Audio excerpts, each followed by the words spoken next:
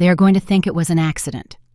Those were the words I heard before I felt her hands against my back. I can still feel the emptiness beneath my feet, the cold marble getting closer, my fingers closing tightly around the railing, and her laugh, that laugh that I will never forget. My name is Emily Vance. I am 68 years old, and what I am about to tell you changed everything in a single night.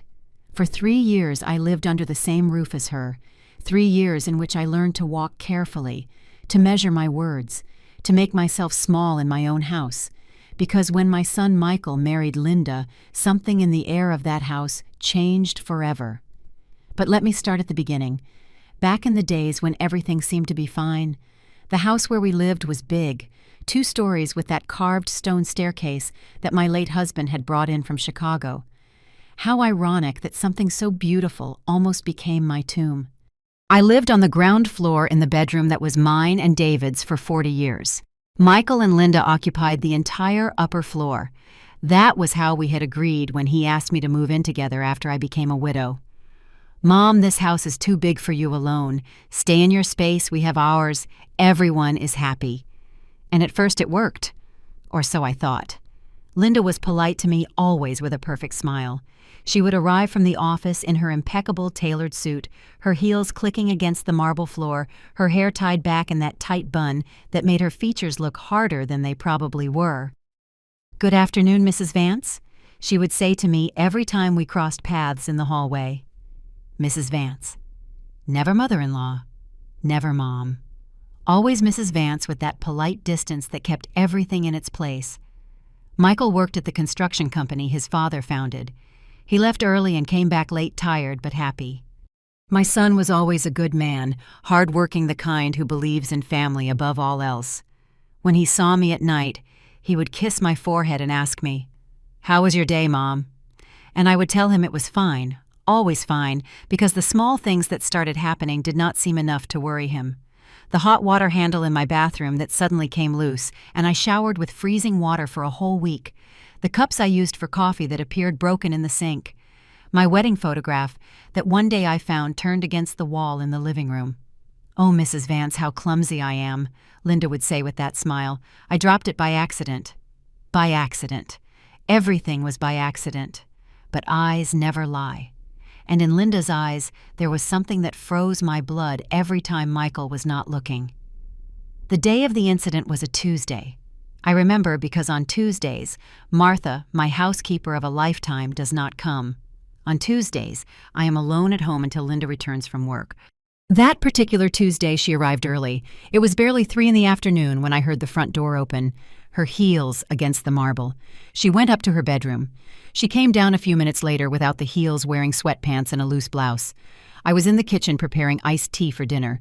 I was going to make roast chicken, Michael's favorite. I had the ingredients ready on the counter. "Do you need help?" Mrs. Vance, Linda asked from the kitchen doorway. I turned to see her. There was something different in her face, something I could not decipher at that moment. "No, honey." "Thank you. I am preparing dinner for Michael." The word honey came out of my mouth out of habit, out of politeness, but I felt how she tensed up upon hearing it. "Always preparing things for Michael," she said with a strange voice, as if I did not exist in this house. I stood still with the wooden spoon in my hand. "Linda, I did not mean to." "You did not mean to what, Mrs. Vance?" It was not a question. It was a cold statement. "You did not mean to remind me every day that this house was yours first, that you were here before me, that Michael loves you more than he will ever love me." The air became heavy between us. "That is not true, Linda. Michael adores you." She laughed, a dry laugh without humor. "Michael tolerates me, but every time he sees me, he compares me to you. My mom made the pie like this. My mom knew how to iron shirts. My mom, my mom, my mom. I am sick of it." I took a step back. Something in her eyes scared me. "I have never wanted to come between you two, but you do it every day with just your presence." I left the kitchen. I needed air. I needed space. I went up the stairs towards the hallway. No, wait. I went up the stairs because I remembered I had left my rosary on the shelf in the upstairs hallway next to the antique cross. How foolish I was. I reached the landing. I bent down to pick up my rosary, and then I heard her footsteps behind me. I straightened up. I turned around. Linda was there less than 3 feet away with that look I will never forget. "Do you know what would be easier, Mrs. Vance?" she whispered. "That you were no longer here." And before I could answer, I felt her hands against my back. The shove was strong, precise, calculated. I fell forward. My feet lost the ground. I saw the marble steps approaching at an impossible speed. My hands opened, looking for something, anything, and they found the railing. I held on with a strength I did not know I had. My fingers closed around the wrought iron like claws. My body swung over the void, my legs dangling, the weight of my body pulling on my arms. "They are going to think it was an accident." Linda's voice came from above, calm, almost amused. I looked up. She was there, leaning out, watching me hang from the railing like a wounded animal. And she laughed. She laughed while I struggled not to fall. "Let go, Mrs. Vance. You are already old.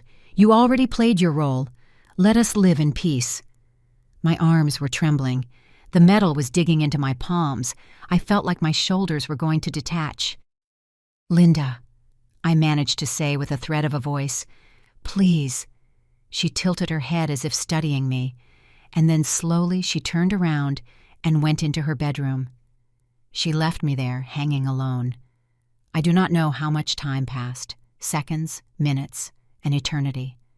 I managed to support one foot on one of the lower bars of the railing, then the other. Little by little, trembling, gasping, I pulled myself up until I could step back onto the landing.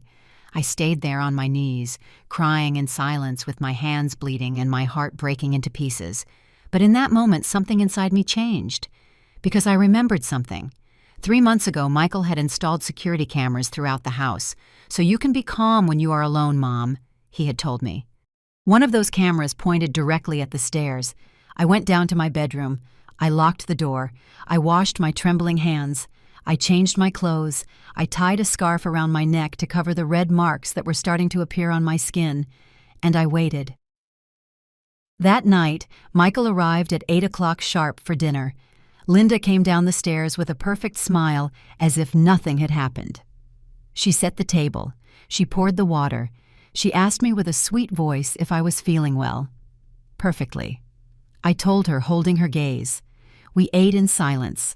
Michael told us about his day, about a new project, about a difficult client. Linda nodded. She laughed at the right moments. She passed me the salt when I asked for it. A perfect actress. When we finished, I got up from the table and said with a calm voice, "Michael, son, can I ask you a favor?" "Of course, Mom. Whatever you need. Could you turn on the TV? There is something I want you to see." He frowned, surprised, but took the remote control. Linda sat still in her chair with her fork halfway to her mouth. I connected my phone to the television. I opened the security camera application. I searched for the recording from that afternoon. "Mom, what is this?" Michael asked. "Just watch, son, please." I pressed play. On the big screen in the living room appeared the high-definition image of the stairs of me bending down, picking up my rosary, of Linda approaching from behind. The audio was perfectly clear. "Do you know what would be easier, Mrs. Vance, that you were no longer here?" Michael stood up slowly. His face went pale. On the screen, Linda's hands pushed me, my body falling, my hands clinging to the railing, my body hanging. "They are going to think it was an accident."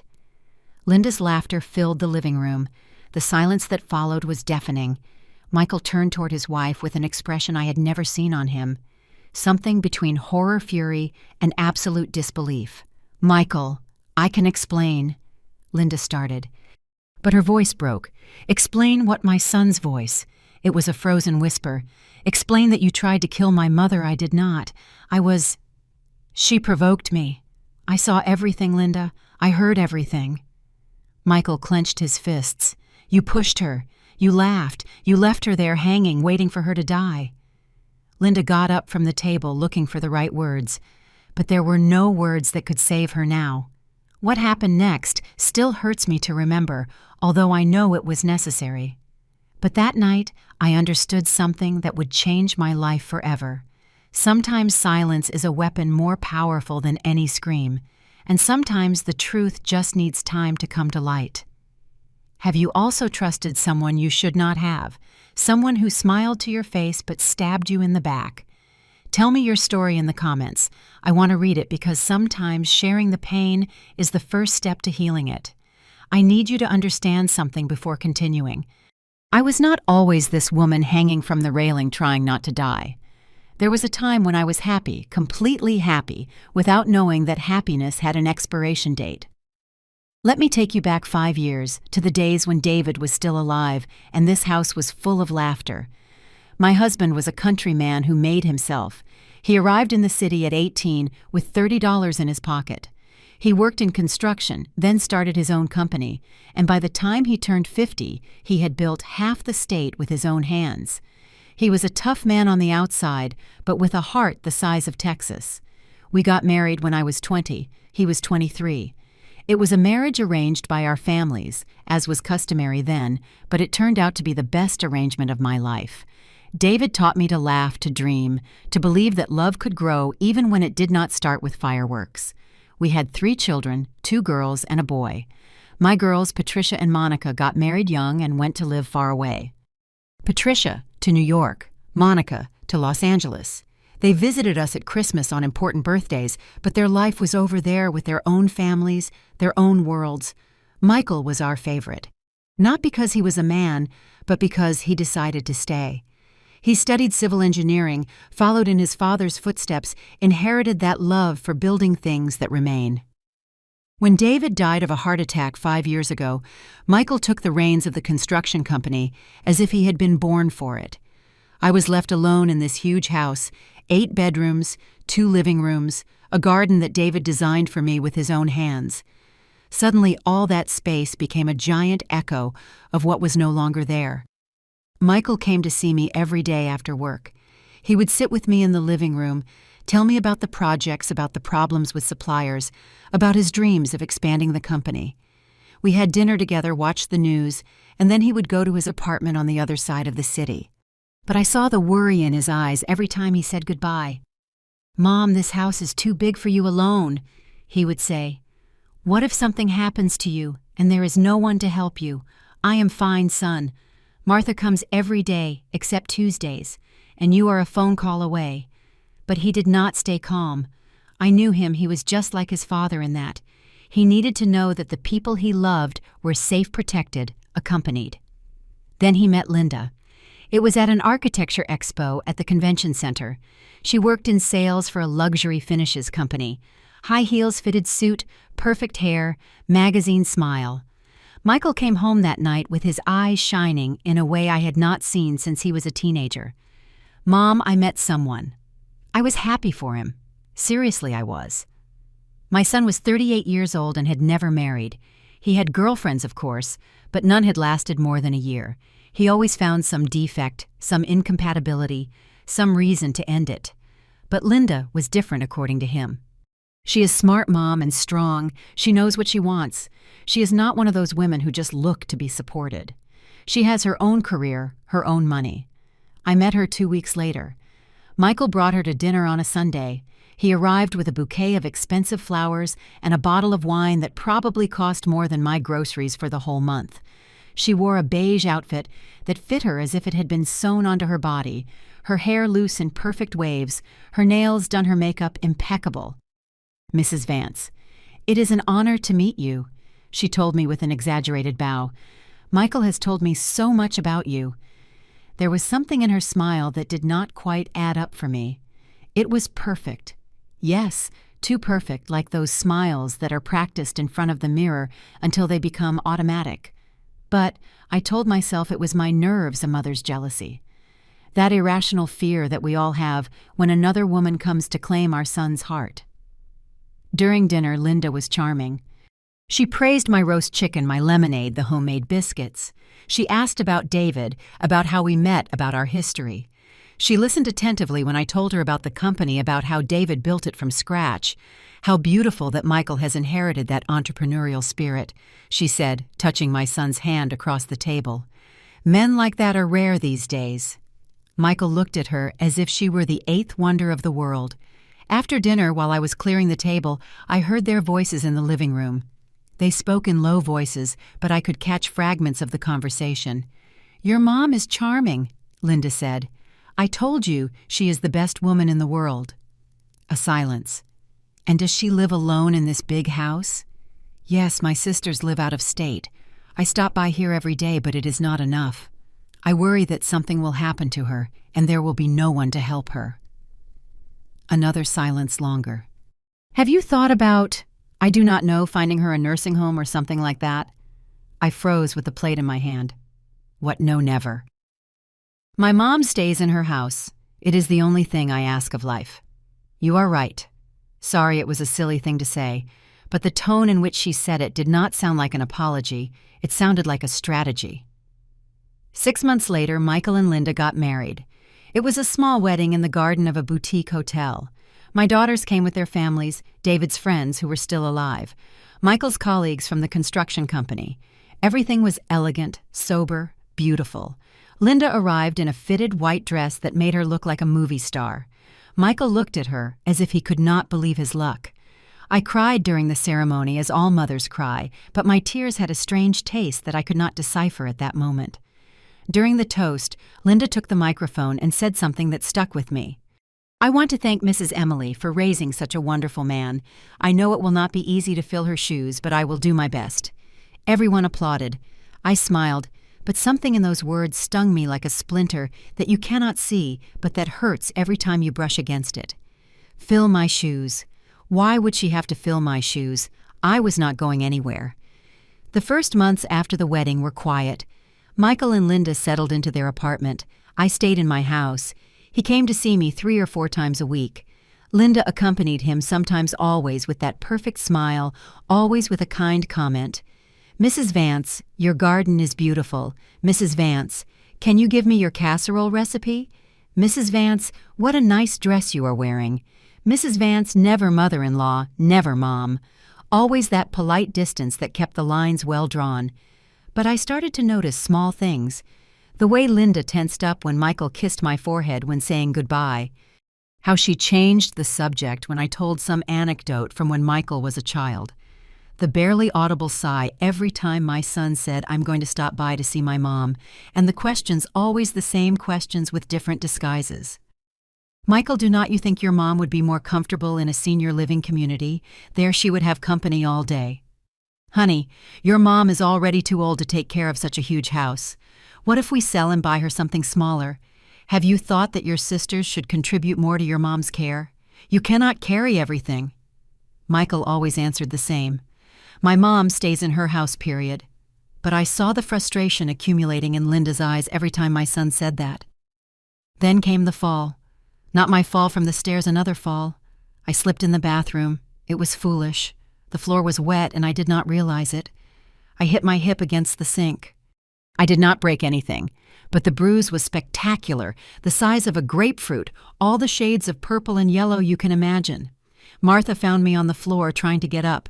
She called Michael immediately. My son arrived in 15 minutes, pale with terror. He took me to the hospital, x-rays, full checkup. The doctor said I was lucky that at my age a fall like that could mean months of recovery or worse. "You need someone to be with you all the time," the doctor told me with a serious face, "at least until you fully recover." Michael did not think twice. "You are coming to live with me, Mom." "Son, no. I am fine. It was just a bump. It is not negotiable. I already talked to Linda. We have plenty of space. You stay with us until you are better." I looked at Linda, who was standing by the door of the doctor's office. She had that perfect smile on, but her eyes were 2 dark stones. "Of course, Mrs. Vance. Our house is your house." That is how I ended up living with them in their 3-bedroom apartment in an elegant part of the city. The recovery took longer than expected. 2 months turned into 3, 3 into 4, and then Michael had an idea. "Mom, I have been thinking, why do we not all move to your house? It is much bigger. You stay in your bedroom on the ground floor, we occupy the upper floor. Everyone wins. I am close to you in case you need something, and you stay in your space." It seemed like a reasonable idea to me. It was my house after all, and it gave me peace of mind to have my son close, but I did not think about what it meant for Linda. We moved in October. I recovered my bedroom, my things, my garden. Michael and Linda settled upstairs in what had been the master bedroom of David and me before he died. The first days were almost happy. Michael was radiant to be able to be close to me.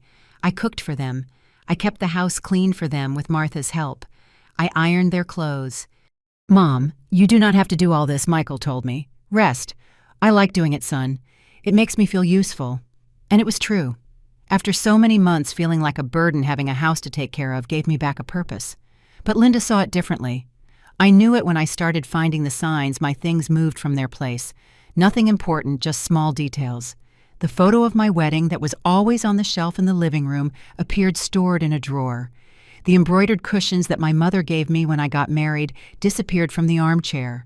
The lace curtains that I had sewn myself were replaced by modern gray ones.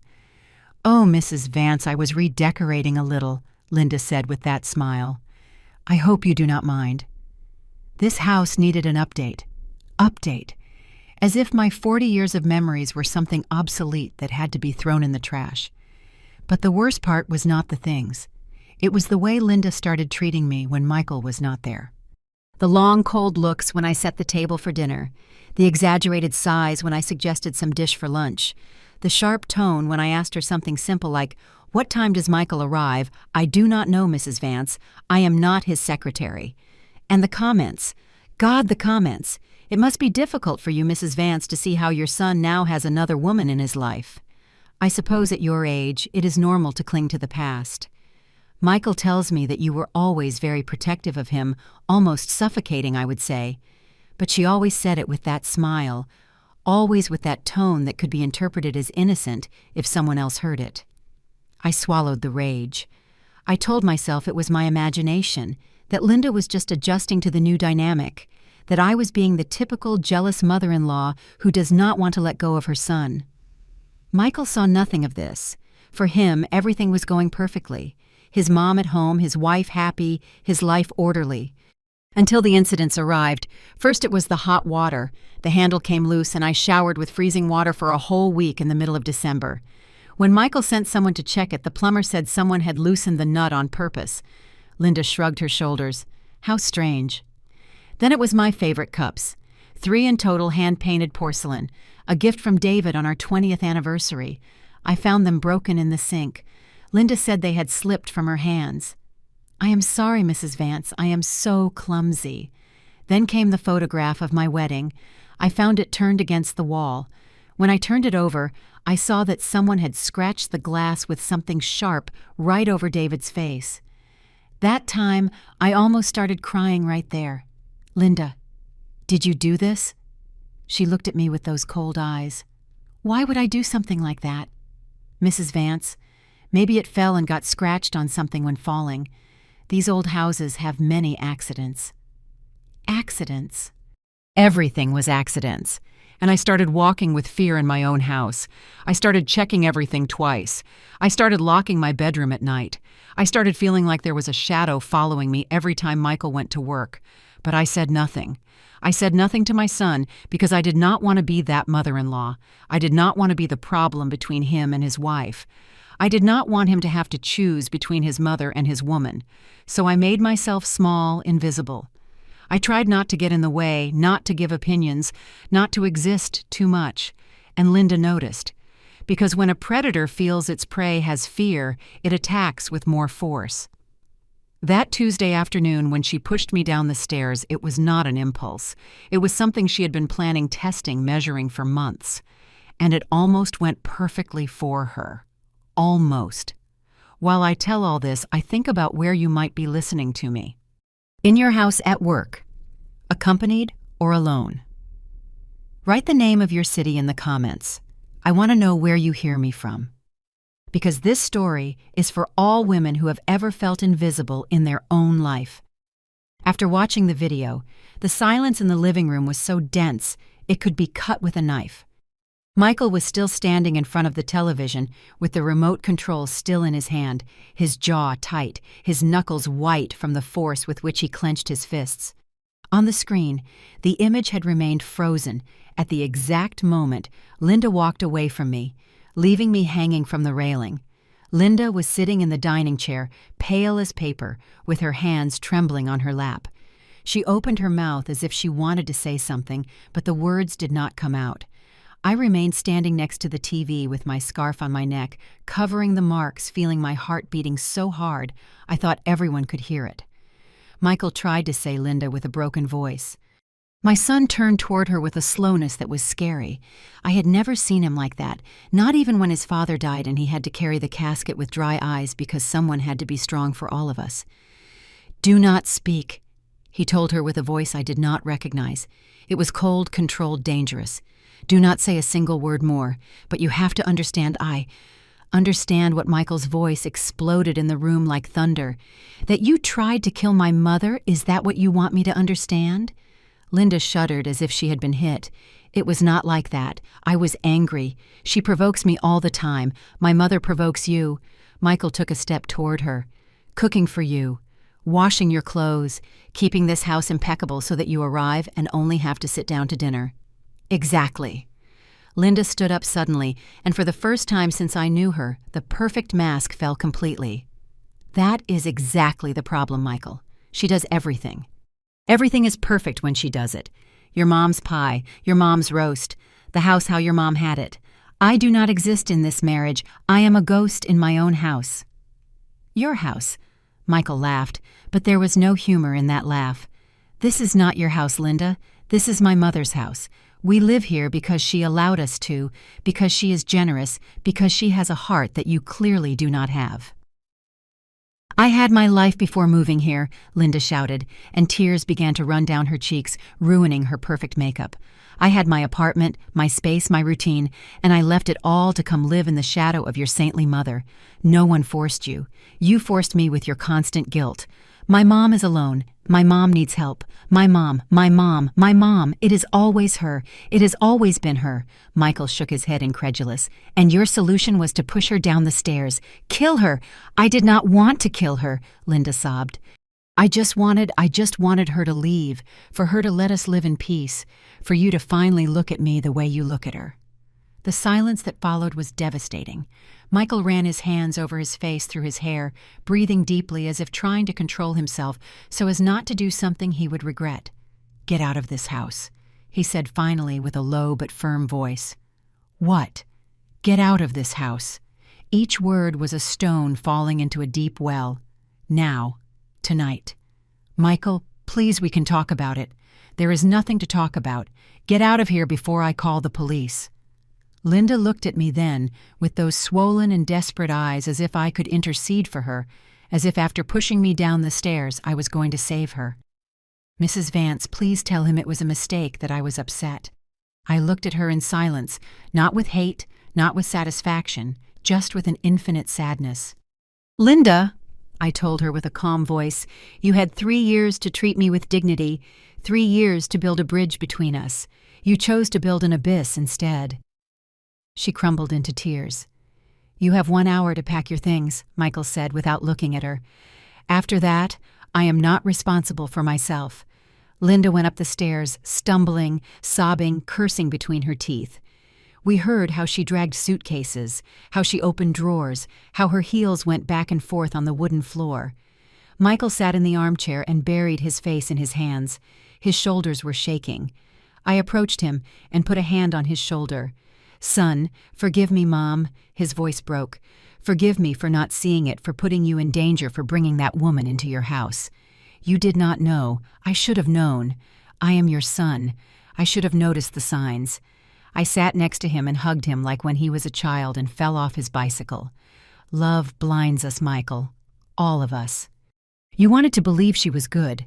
There is no guilt in that. She almost killed you. But she did not. I am here. I am fine." He hugged me tight, as if he was afraid I was going to disappear. 50 minutes later, Linda came down with 3 large suitcases. Her face was swollen, her hair messy, her makeup smeared. Nothing remained of that perfect woman who had arrived at this house with her magazine smile. Michael tried one more time. "Please, we are a married couple. We can fix this." My son stood up, took out his wallet, took out $300, and put them on the table. "So you can take a taxi and a hotel. Tomorrow, first thing in the morning, I am going to my lawyer to start the divorce." Divorce. Linda went even paler. "Michael, you cannot." "I can and I will. You are going to sign everything. You are not going to ask for anything, because if you force me to go to trial, this video becomes public. And then not only do you lose the marriage, you lose your freedom." Linda opened her mouth, but no sound came out. "Is that clear?" She nodded slowly, defeated. She took her suitcases, walked to the door, stopped at the threshold, and looked at me one last time. "You won, Mrs. Vance," she said with a bitter voice. "I hope you are happy." "I did not win anything, Linda," I answered with sadness, "and you lost everything. That is the difference between us." The door closed behind her. We heard the sound of her suitcases dragging on the gravel path, the squeak of the gate opening and closing. The silence that remained after was deep and heavy.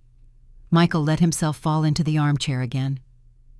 "Did I do the right thing, Mom?" I sat next to him. "You did the only thing you could do, son. I loved her." His voice was barely a whisper. "Or I thought I loved her. I am not even sure anymore. True love does not push people down the stairs, Michael." She nodded, but I could see the pain in his eyes. Because no matter how much Linda had tried to kill me, no matter how much she had revealed herself as a cruel and calculating person, she had been his wife. She had shared his bed, his dreams, 3 years of his life, and that is not erased from one day to another, no matter how much you want to. That night, neither of us slept. I stayed awake in my bedroom, sitting by the window, looking at the garden illuminated by the moon. My hands still hurt from holding onto the railing. My whole body ached, but it was not physical pain. It was something deeper. I wondered if I had done the right thing by showing the video to Michael, if I should have swallowed the pain and continued living in silence so as not to destroy his marriage. But then I remembered Linda's hands pushing me, her laughter, her words. "They are going to think it was an accident," and I understood that I had no choice, that remaining silent would not have been nobility, but complicity with my own destruction. At 3 in the morning, I heard footsteps in the hallway. My bedroom door opened softly. "Mom, are you awake?" "Yes, son. Come in." Michael came in wearing pajamas with his hair messy and his eyes red. He sat on the edge of my bed like when he was a child and had nightmares. "I cannot sleep. Neither can I. I keep seeing that video in my head. Your hands clinging to the railing, your body hanging, and her laughing." I moved to make space for him. He lay down next to me, just like when he was 7 years old and was afraid of thunder. What was it that I did not see Mom? How did I not realize who she really was because she did not want you to see? People like Linda are experts at using masks. They show you what you want to see until they feel they already have you trapped. Were there signs? I hesitated. I did not want to burden my son with more guilt than he already carried. There were small things, but so small that I myself doubted if they were real or my imagination. "Tell me." And I told him everything. The loosened faucets, the broken cups, the scratched photograph, the poisoned comments, the sighs, the cold looks. Michael listened in silence, and with every word I said, his jaw tightened more. "Why did you never tell me anything?" "Because I did not want to be that mother-in-law's son. I did not want you to have to choose between her and me. I would have chosen you. Always. I know. That is why I did not tell you anything, because it was not fair to put you in that position." He turned toward me, and in his eyes I saw the child he was and the man he had become. "Never again stay silent to protect me, Mom. Promise me. Michael, promise me." I sighed. "I promise you." We stayed there in silence until the sky began to clear with the first rays of dawn. "Do you know what is the saddest thing of all?" Michael said after a long while. "What?" "That I really wanted it to work. I wanted to have a complete family. I wanted to give you grandchildren. I wanted us to be happy, the 3 of us together, and we will be, son, someday, with the right person. And if there is no right person, what if this left me so broken that I never trust anyone again?" I stroked his hair like when he was little. "You will trust, because you have your father's heart, and men like your father Do not let a bad experience rob them of the capacity to love. How did you manage to trust again after losing Dad? I did not trust that life would give me back what it took from me. I trusted that what it took from me had been worth it while I had it. Michael hugged me tight. I love you, Mom. I love you too, son. More than words can say. We fell asleep like that, hugging while the sun came up over the garden that David had planted with his own hands so many years ago. The next day, Michael kept his word. He went straight to his lawyer and filed the divorce papers. He also went to the precinct and filed a formal complaint for attempted murder with the video as evidence. I am not going to proceed with criminal charges, he told the district attorney, but I want it on record, in case she tries something else. The lawyer explained to us that with that evidence, the divorce would be fast. Linda would have no legal basis to ask for alimony or part of the assets because she had committed domestic violence. The law was on our side. How long will it take? Michael asked. 3 months if she cooperates, 6 if she puts up obstacles. Let it be 3. I am going to ensure personally that she cooperates.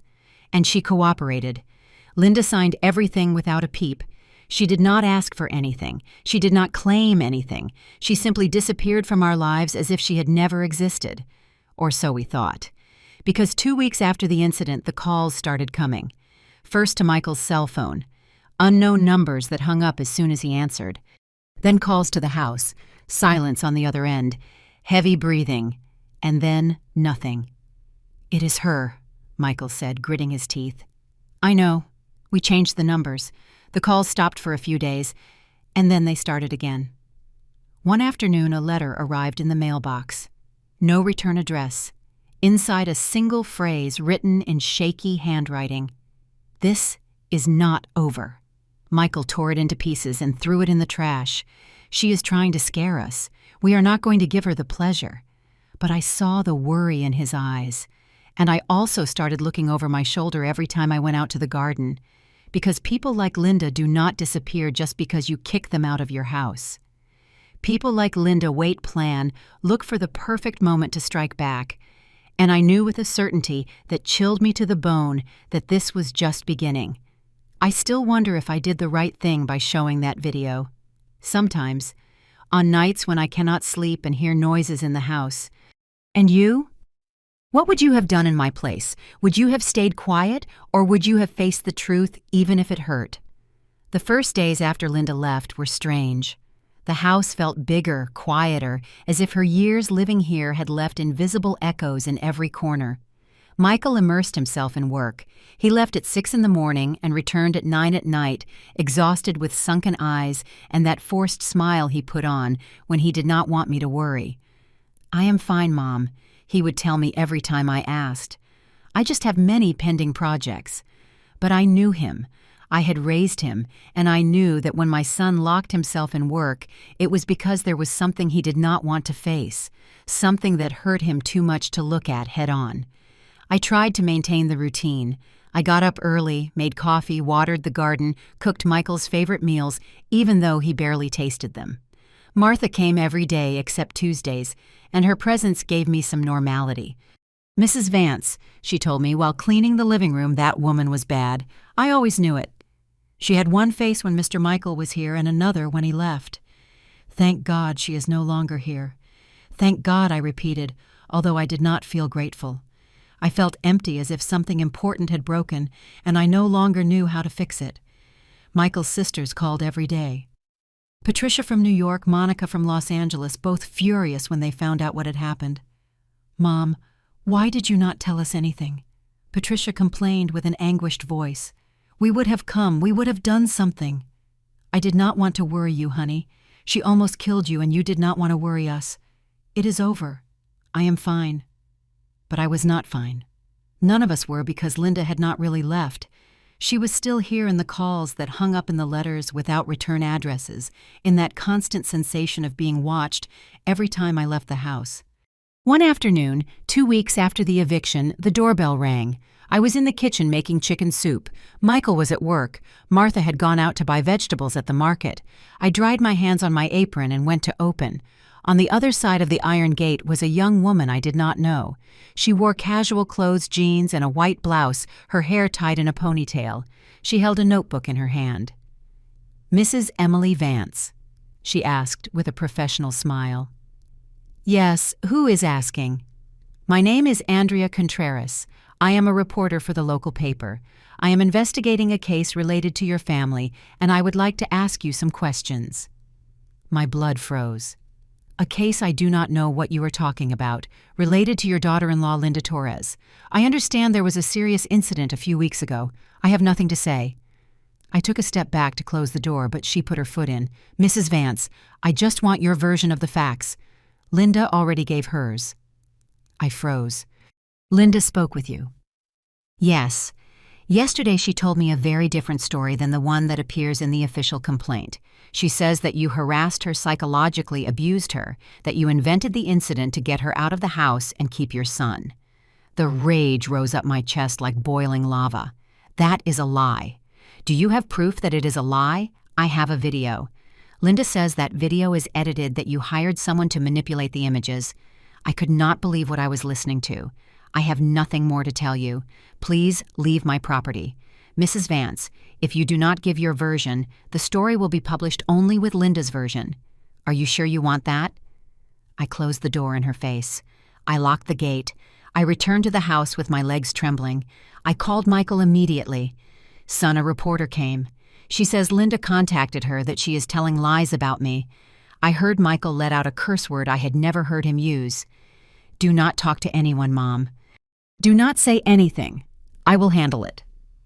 He hung up. 20 minutes later, he arrived with his lawyer, a serious man of about 50 with a gray suit and leather briefcase. "Mrs. Vance," he told me after I told him what happened, "this is an intimidation strategy. Linda is trying to flip the narrative before the divorce is finalized. If she manages to make it seem like you are the villain, she could argue that she was a victim of family abuse and claim compensation." "But we have the video," I said. "The video is solid evidence, but in the hands of a good lawyer, and with the correct narrative, it can be called into doubt. She will say it was a moment of insanity after months of mistreatment, that you provoked her, that she was pushed to the limit. That is ridiculous. She is smart," corrected the lawyer, "and dangerous."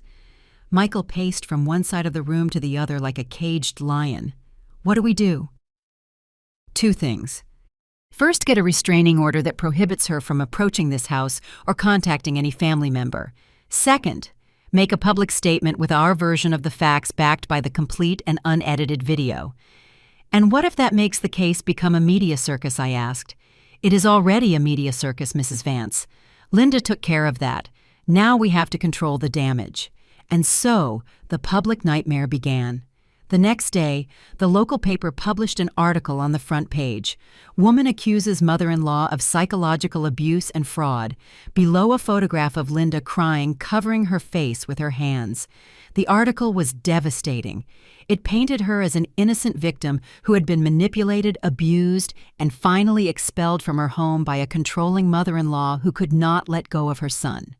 Mrs. Torres claims that her ex-mother-in-law, Emily Vance, orchestrated a systematic campaign to destroy her marriage, including fabricating false evidence that incriminates her in an alleged attempted murder. I read the article 3 times, feeling the nausea rise in my throat. "How can she do this?" I asked Michael. "How can she lie like that so shamelessly because she has nothing to lose?" my son answered, with a tired voice.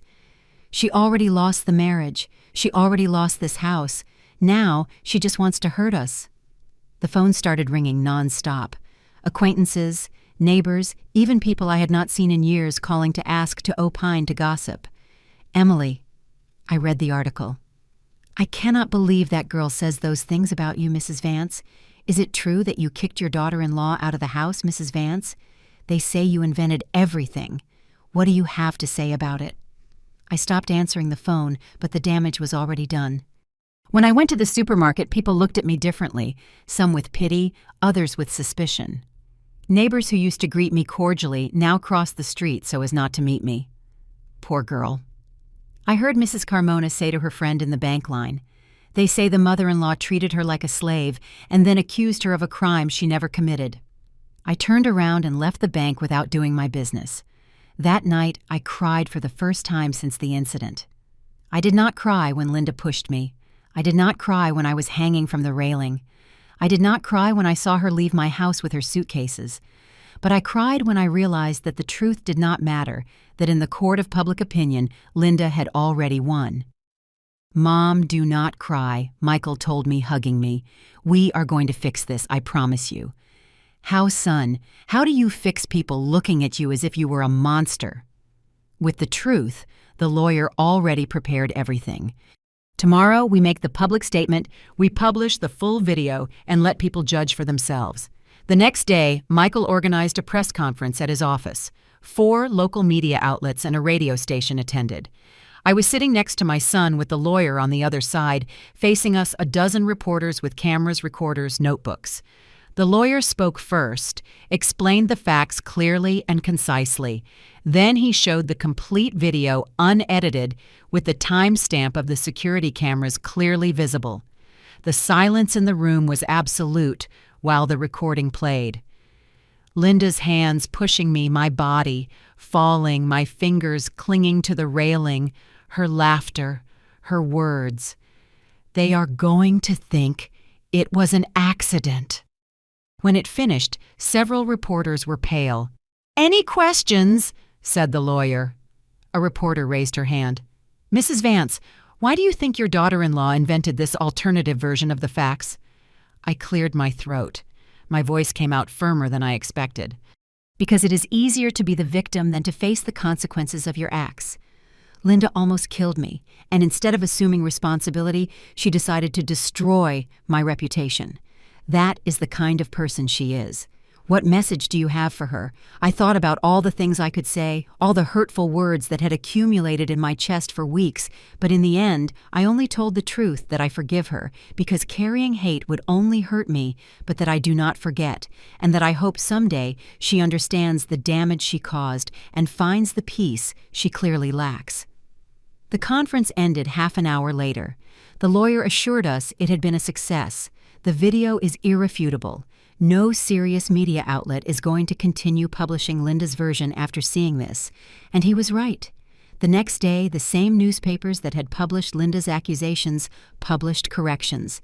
The headline of the local paper said, "Video proves attempted murder."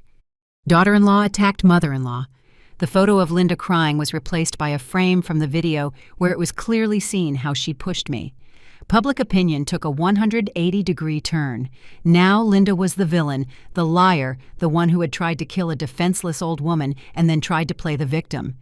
The comments on social media were brutal. "What a disgusting woman. She deserves jail. Poor lady. She almost killed her and she still had to endure being defamed. I hope that snake never finds peace." I did not read the comments. I did not want to feed the morbid curiosity. But Michael did read them. And every poisonous comment against Linda seemed to relieve him a little. "Let her know what it feels like," he said, clenching his teeth. "Let her feel in her own flesh what it is to be pointed at, judged, destroyed publicly." "Michael, do not become what she is. I am not becoming anything, Mom. I just want justice." "You already have justice." She leaves with nothing. "The divorce is in process. She already lost. It is not enough." And there I saw something in my son's eyes that scared me, a thirst for revenge that I did not know in him, a resentment that was rotting inside him like forgotten fruit. "Son, you have to let this go for your own good. Let go, Mom. She almost killed you. How am I going to let that go? Because if you do not, she wins anyway. She will have taken your peace, your kindness, your capacity to trust, and that is worse than anything she has done to me." Michael stayed quiet, but I saw how his fists relaxed slowly. 2 days later, the restraining order arrived. Linda was prohibited from approaching within 200 yards of our house, Michael's office, or any place where we were. If she violated the order, she would go straight to jail. "It is over," said the lawyer with satisfaction. "She can no longer touch you." But I knew it was not over. Because that night, when I went to water the plants in the garden before sleeping, I found something that froze my blood. On the rose bush that David had planted for me on our 10th anniversary, someone had cut all the flowers. They had not pulled them out nor trampled them. They had cut them carefully one by one and left them on the dirt withering. And in the center of the rose bush, nailed into the earth with a stick, was a photograph. It was a wedding photo of Michael and Linda. but someone had scratched my face with red ink, and below with shaky letters it said, "This is just beginning." While I tell all this, I think about where you might be listening to me. In your house, at work, walking down the street, write the name of your city in the comments. I want to know from where you accompany me in this story, because sometimes knowing that someone listens to you is the only thing that keeps you sane when the world goes crazy. The scratched photograph with red ink remained etched in my mind like a brand. I did not show it to Michael that night. I kept it in the drawer of my nightstand under the handkerchiefs I no longer used, because I knew exactly how my son would react, and I could not bear to see him suffer more than he already suffered. But the fear did install itself in me like an uninvited tenant. I started checking the windows 3 times before sleeping, looking over my shoulder every time I went out to the garden, tensing up every time I heard a strange noise in the night. Martha noticed it. "Mrs. Vance, are you okay? I see you very nervous lately." "I am fine, Martha, just a little tired." Tired or scared, I stayed quiet. Martha had been working with me for almost 20 years. She knew me better than many of my own relatives. Both things I admitted finally. She left the mop on the floor and sat next to me at the kitchen table. "That woman is still bothering you, right?" I showed her the photograph.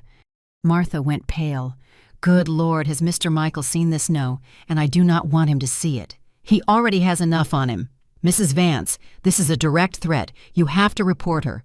There is already a restraining order. What is the use of filing another report?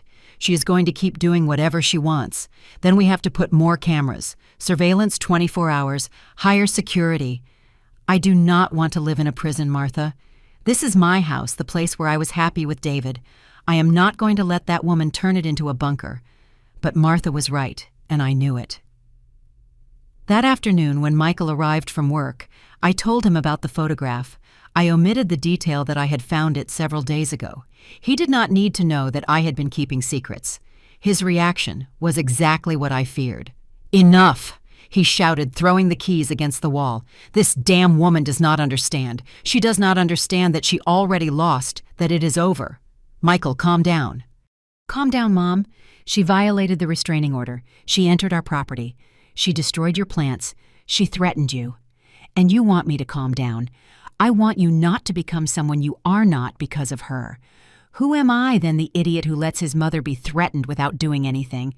You are the man your father raised to resolve things with his head, not with fury."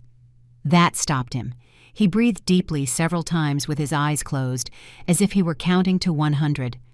"I am going to go talk to her," he said finally, with a voice dangerously calm. "No, Mom, no, Michael. That is exactly what she wants. For you to go look for her, for you to lose control, for you to do something you regret so she can use it against you. Then what do? Do we sit waiting for her to decide how far she wants to go? We do what the lawyer said. We document everything. We report the violation of the restraining order and let the law do its work." Michael did not seem convinced, but he nodded. The next day, we went to the precinct with the photograph. The officer who attended us reviewed it with a serious expression. "This is a clear violation of the restraining order. We are going to issue an arrest warrant." "How long does it take to execute it?" Michael asked. "It depends. If we find her at her registered address, it can be today. If she is hiding it, can take weeks. Weeks of living with fear. Weeks of looking over my shoulder. Weeks of asking myself what Linda would do next." We left the precinct with a sensation of frustration that weighed like stones in our stomachs. "It is not enough," Michael murmured while driving back home. "It is never enough." And he was right, because 3 days later, the next message arrived. This time it was not in my garden, it was on the windshield of Michael's car. He had parked in front of the construction company office like every morning. When he came out 6 hours later to go to lunch, he found a note attached with tape. "Tell your mom to enjoy her last quiet days. Accidents happen especially to old women who do not know when to shut their mouth." Michael arrived home shaking with fury. He showed me the note without saying a word. "I cannot take it anymore, Mom. I cannot keep waiting for the system to work while she continues threatening you." "What do you want to do?" "Hire private security. Put cameras in every corner of this house. Install an alarm connected directly to the police. And if necessary, move to a place where she cannot find us. This is my house, Michael. Here I lived with your father. Here I raised you and your sisters. I am not going to let that woman expel me from my own life. Then let me protect you.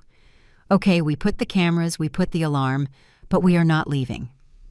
That same afternoon, a security team arrived.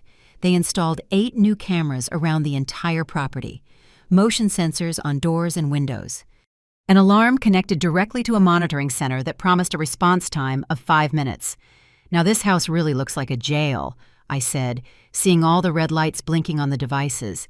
"It is a jail or it is your life, Mom. You decide which you prefer." I chose my life, of course I did.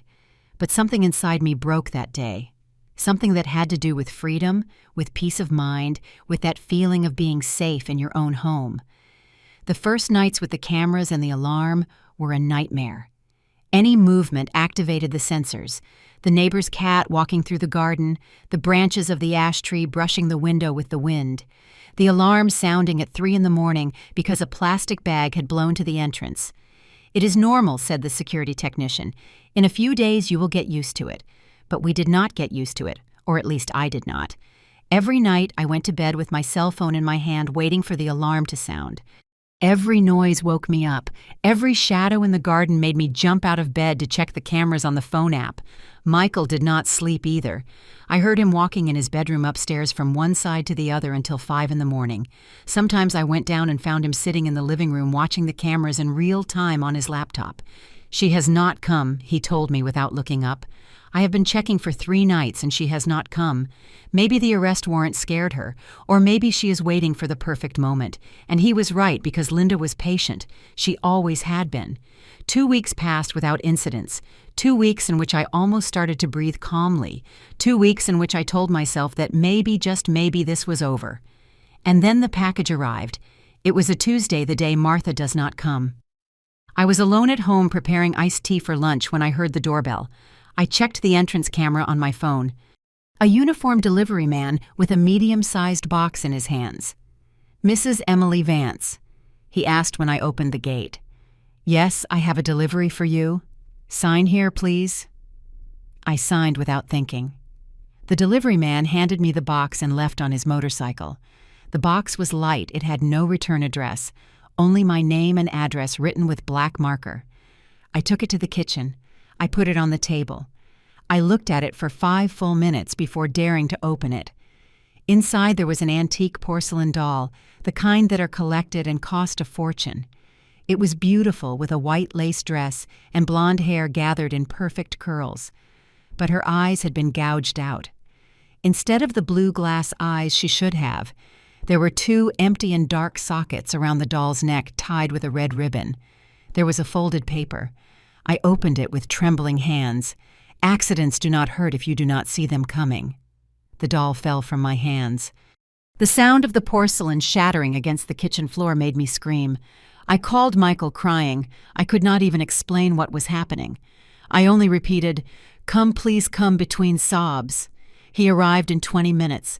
When he saw the broken doll on the floor and the note, his face transformed into a mask of fury I had never seen before. "That is it. It is over."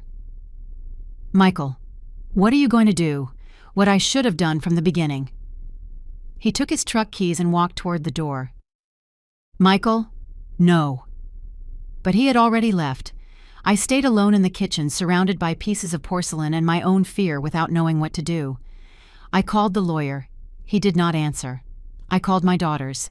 Patricia was not available. Monica told me she would take the first flight from Los Angeles. "Mom, hang in there. I am on my way." But I did not know if I could hang in there. I did not know how much more I could endure before breaking like that doll on the floor. Michael returned 3 hours later. His knuckles were red and scraped, his eyes bloodshot, his shirt torn. "What did you do?" I asked him with my heart in my throat. "I went looking for her." "My God, Michael, what did you do?" "I found her at a hotel downtown.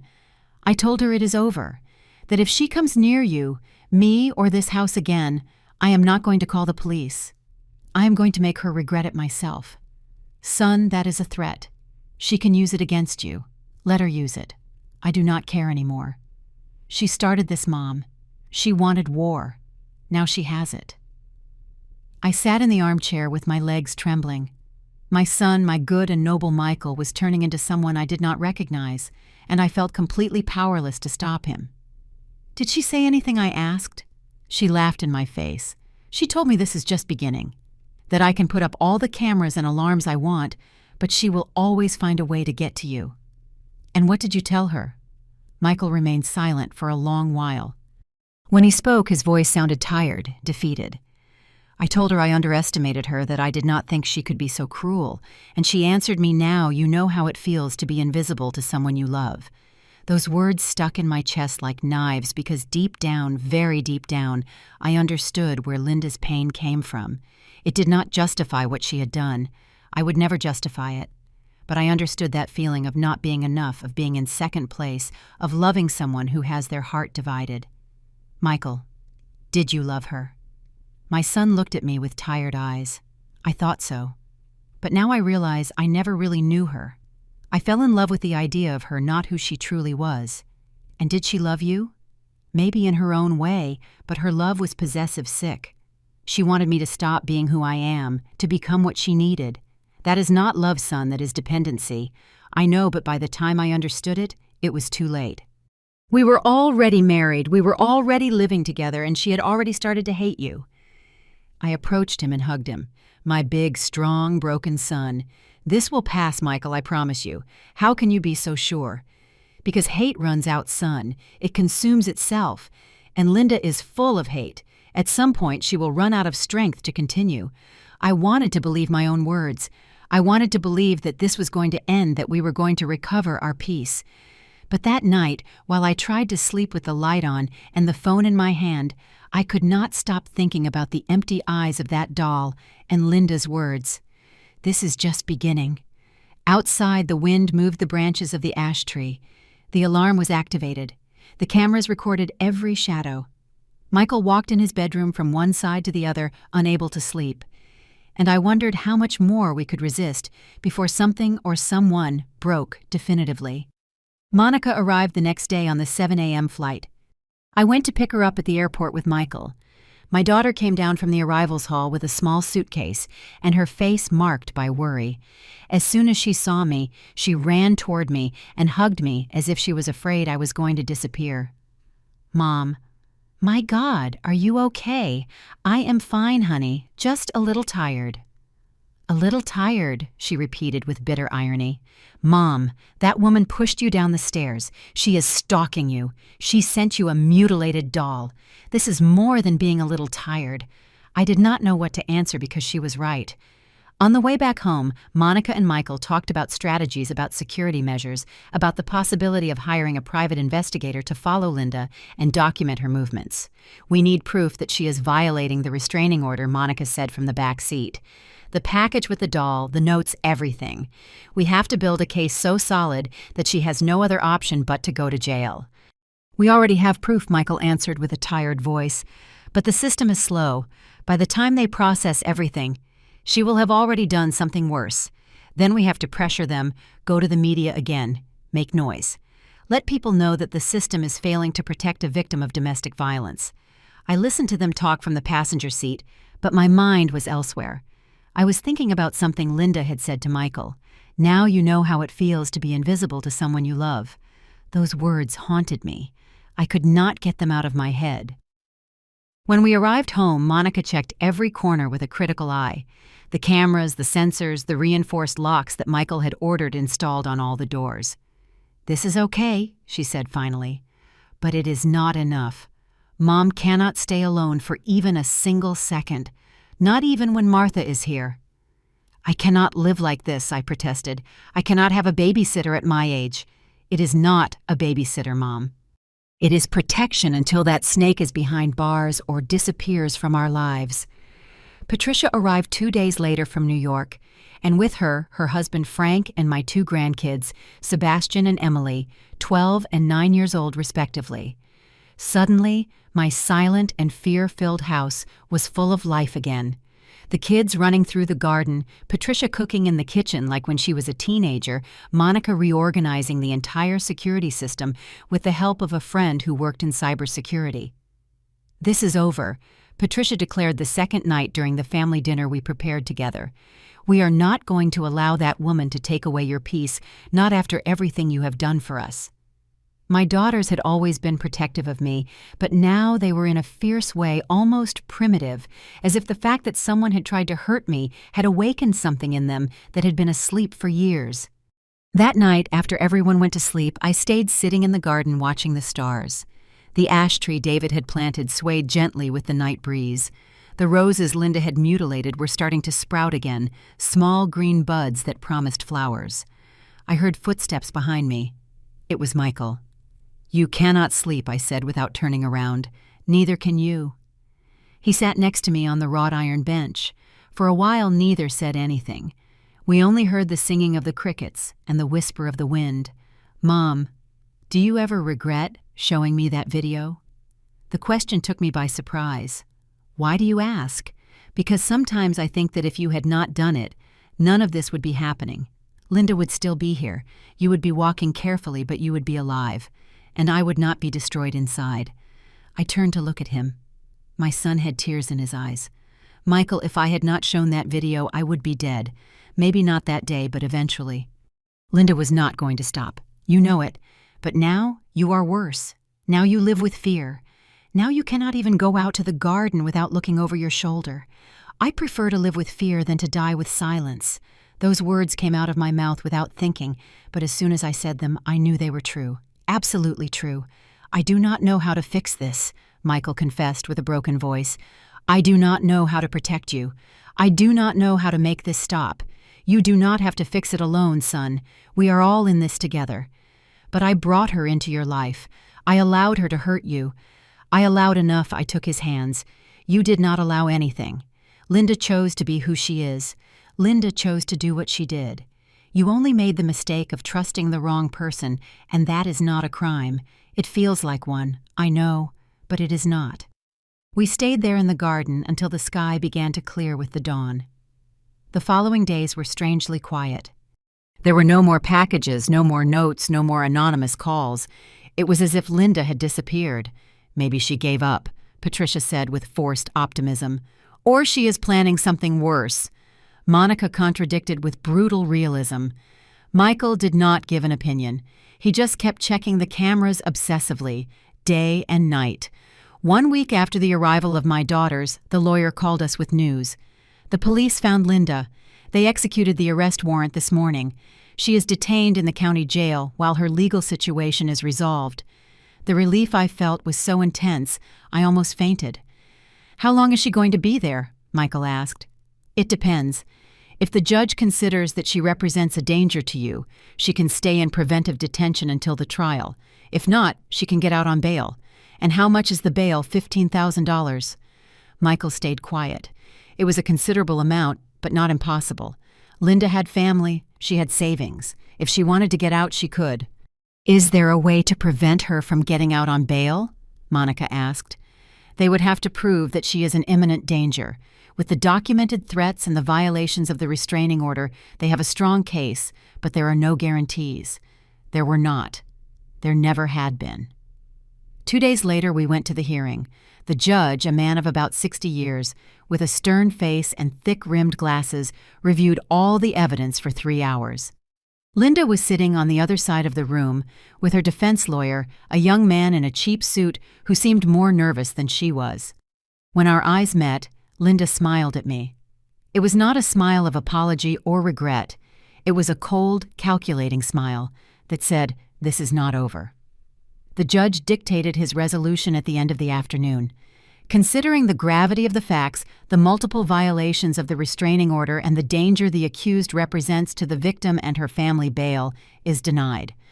The accused will remain in preventive detention until the trial is held, which is scheduled for 2 months from now. Michael closed his eyes with relief. Patricia and Monica hugged each other. I could only breathe for the first time in weeks. Linda did not react. She just kept looking at me with that frozen smile while the guards took her back to the jail. We left the court feeling like we had won an important battle. Not the war, but yes, a battle. 2 months, Monica said in the car on the way back. 2 months to breathe easy and to prepare the case, added Patricia, so that when the trial comes, that woman has no way to escape. But I did not feel calm. There was something in the way Linda had looked at me, something that told me she was not defeated. She was waiting. That night, for the first time in weeks, I managed to sleep without waking up every hour. My daughters were home.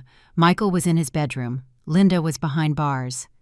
Everything should be fine, but at 4 a.m, I woke up to the sound of my phone ringing. It was an unknown number. For a moment, I considered not answering, but something made me slide my finger over the screen and bring the phone to my ear. "Hello, Mrs. Vance." Linda's voice sounded strangely calm, almost friendly. "I hope I did not wake you." My blood froze. "How are you calling?" "You are in prison." "Prisons have phones, Mrs. Vance.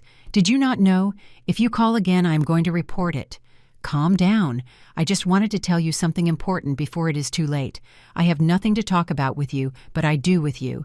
You see, I have had a lot of time to think in here, and I realized something. I am not interested. You never gave me a chance. From the first day I came into your life, you had already decided I was not enough for your son. Do you know why? Because no one was going to be enough. Because Michael is yours, not mine, and you were never going to allow that to change." "That is a lie." "Seriously, think about it carefully. Every time I cooked, you cooked better. Every time I cleaned, you had already cleaned. Every time I tried to take care of Michael, you were already there making him feel he did not need me because he had you. The words hurt me because there was some truth in them. Not much, but some. Linda, none of that justifies you trying to kill me." She laughed, a sad laugh without humor. "I know, and I am paying for that right. But you are also going to pay Mrs. Vance. Is that a threat? It is a promise, because even though I am in here, I have friends outside, and they know exactly where to find you." The line went dead. I stayed sitting in the dark of my bedroom with the phone still in my hand, feeling the fear install itself in my chest again, like a sleeping animal that had just woken up. I called Michael. I told him about the call. He immediately contacted the lawyer and the police. "We are going to report this as another violation, and we are going to ask that they take away all her communication privileges." But I knew it was not going to be enough, because Linda had said something that had cut deep. I have friends outside. What friends, who, and how far would they be willing to go for her? That morning when I went down to breakfast, I found my whole family gathered in the kitchen. Michael, Patricia, Monica. "Frank? The kids? Mom?" Michael said with a serious voice, "We have to talk." I sat at the table, feeling a weight in my chest. "Patricia and I have been talking," he continued, "and we believe the best thing is for you to come live with one of us, at least until the trial ends, and Linda is definitely in prison. No Mom, no Michael. This is my house. I lived here with your father.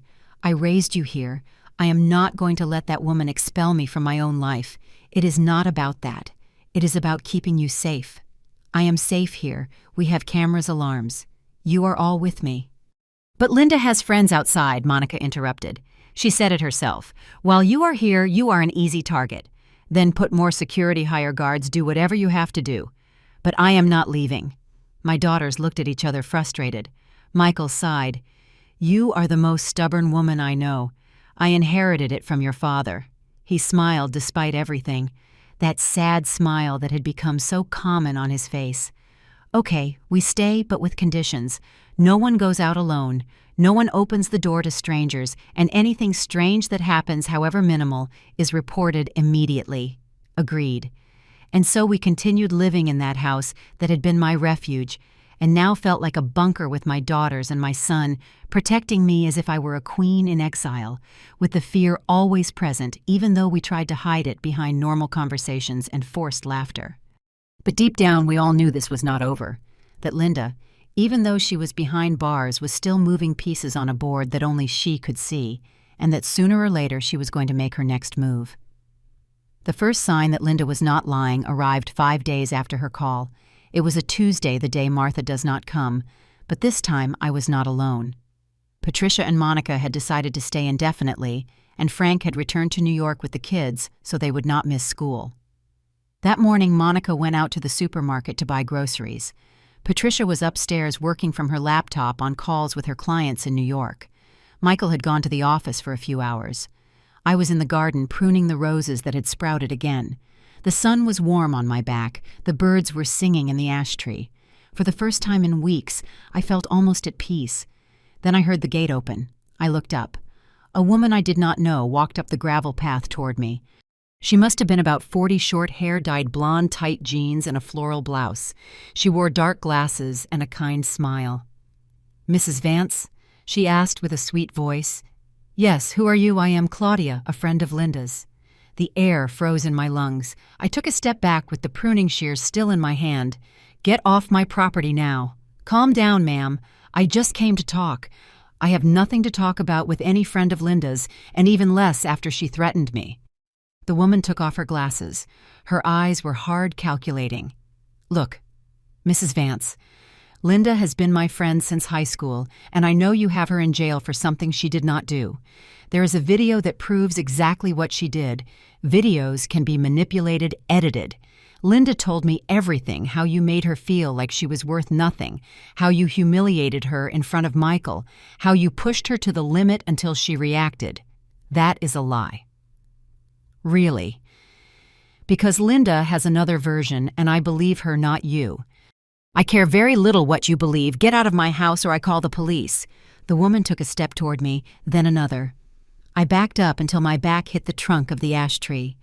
"Linda asked me to give you a message." "I do not want any message. You are going to want it. She says that what happened to your roses can happen to you if you do not drop the charges. She says accidents happen especially to lonely old ladies who do not know when to shut their mouth." The same words from the note Linda had left on Michael's car. "Are you threatening me?" "I do not threaten, ma'am. I just pass messages." At that moment, Patricia came out of the house. "Mom, who is this woman?" The so-called Claudia turned toward my daughter with that fake smile. "I am a friend of the family. I was just passing by to say hello." "She is not a friend," I said with a trembling voice. "She is a friend of Linda's. She came to threaten me." Patricia took out her phone immediately. "I am going to call the police." "It is not necessary," said Claudia, raising her hands in an innocent gesture. "I was leaving. But Mrs. Vance, think carefully about what I told you. You are still in time to do the right thing." She turned around and walked calmly toward the gate. She opened it. She closed it behind her and disappeared down the street as if nothing had happened. Patricia ran down the porch stairs and hugged me.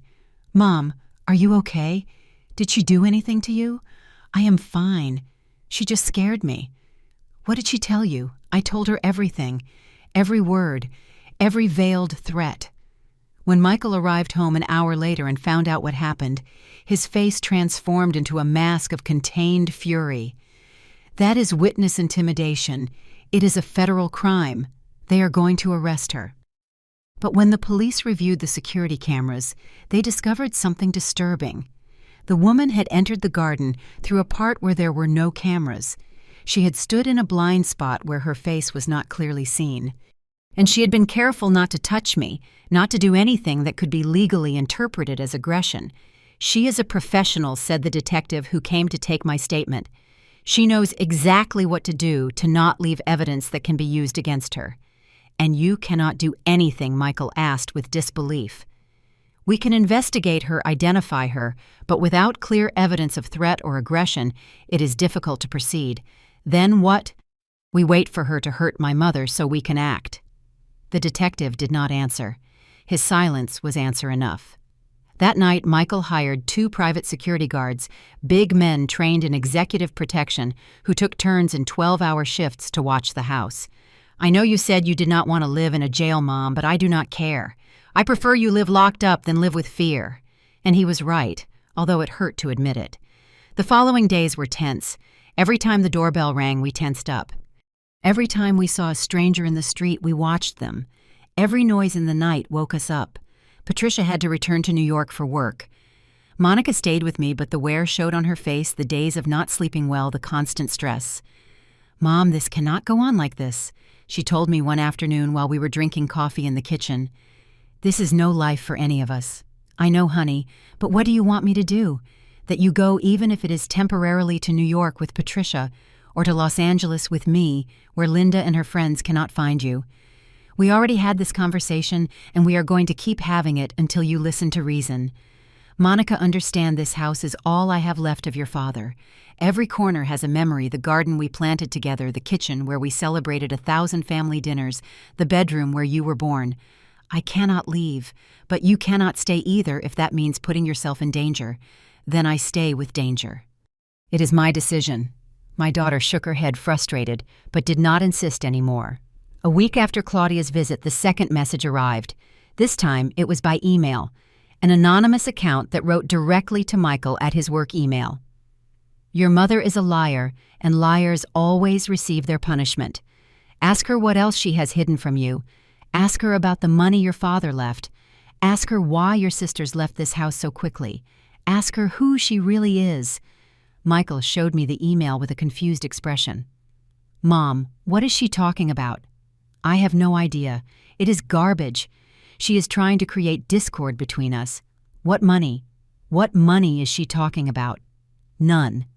Your father left the company this house and some savings that we divided equally among the four of us. Everything is documented. There is no secret. And the thing about my sisters, why does she say they left quickly because they got married and formed their own families? Michael, it is natural. There is no mystery there, but I saw the doubt in his eyes. The seed Linda had planted with that message was starting to germinate. Son, look at me. Do you really believe I have hidden something important from you? He took a few seconds to answer. Seconds that hurt me more than any push down the stairs. No, I do not believe it. It is just that I do not know. All this has me paranoid. That is exactly what she wants. For you to doubt me, for you to doubt everything. Because if she manages to divide us, she wins. I know. You are right. Sorry. But the damage was done. Because from that day on, I noticed a subtle change in the way Michael looked at me. As if he was looking for something. As if he was trying to find the lies Linda claimed I had told. 2 days later, another message arrived, this time to Patricia, in New York. Your brother is sacrificing himself for a mother who does not deserve him. Ask her why your father never modified the will when he got sick. Ask her why the house remained only in her name. Ask her what she promised him in exchange. Patricia called me furious. Mom, what the hell is happening? Why is Linda saying these things? Because she is desperate. She is trying to destroy us from the inside because she cannot do it from the outside. But is there any truth in what she says? Did Dad leave the house only in your name? Yes. But it was his decision. He wanted to ensure I had a place to live no matter what happened. You three were already established. You already had your own lives. And you never thought about putting the house in the names of all four. For what when I die, the house will be divided among the three of you. It is in my will. Everything is in order. Does Michael know that? Of course he knows. I told him years ago, but when I hung up I realized something disturbing. I was not sure I had told him. I thought I had told him, but I was not sure. And that uncertainty was exactly what Linda wanted to sow.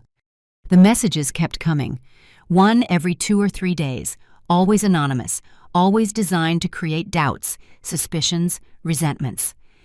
To Monica, they wrote about alleged favoritism toward Michael. To Michael, they wrote about alleged secrets I kept.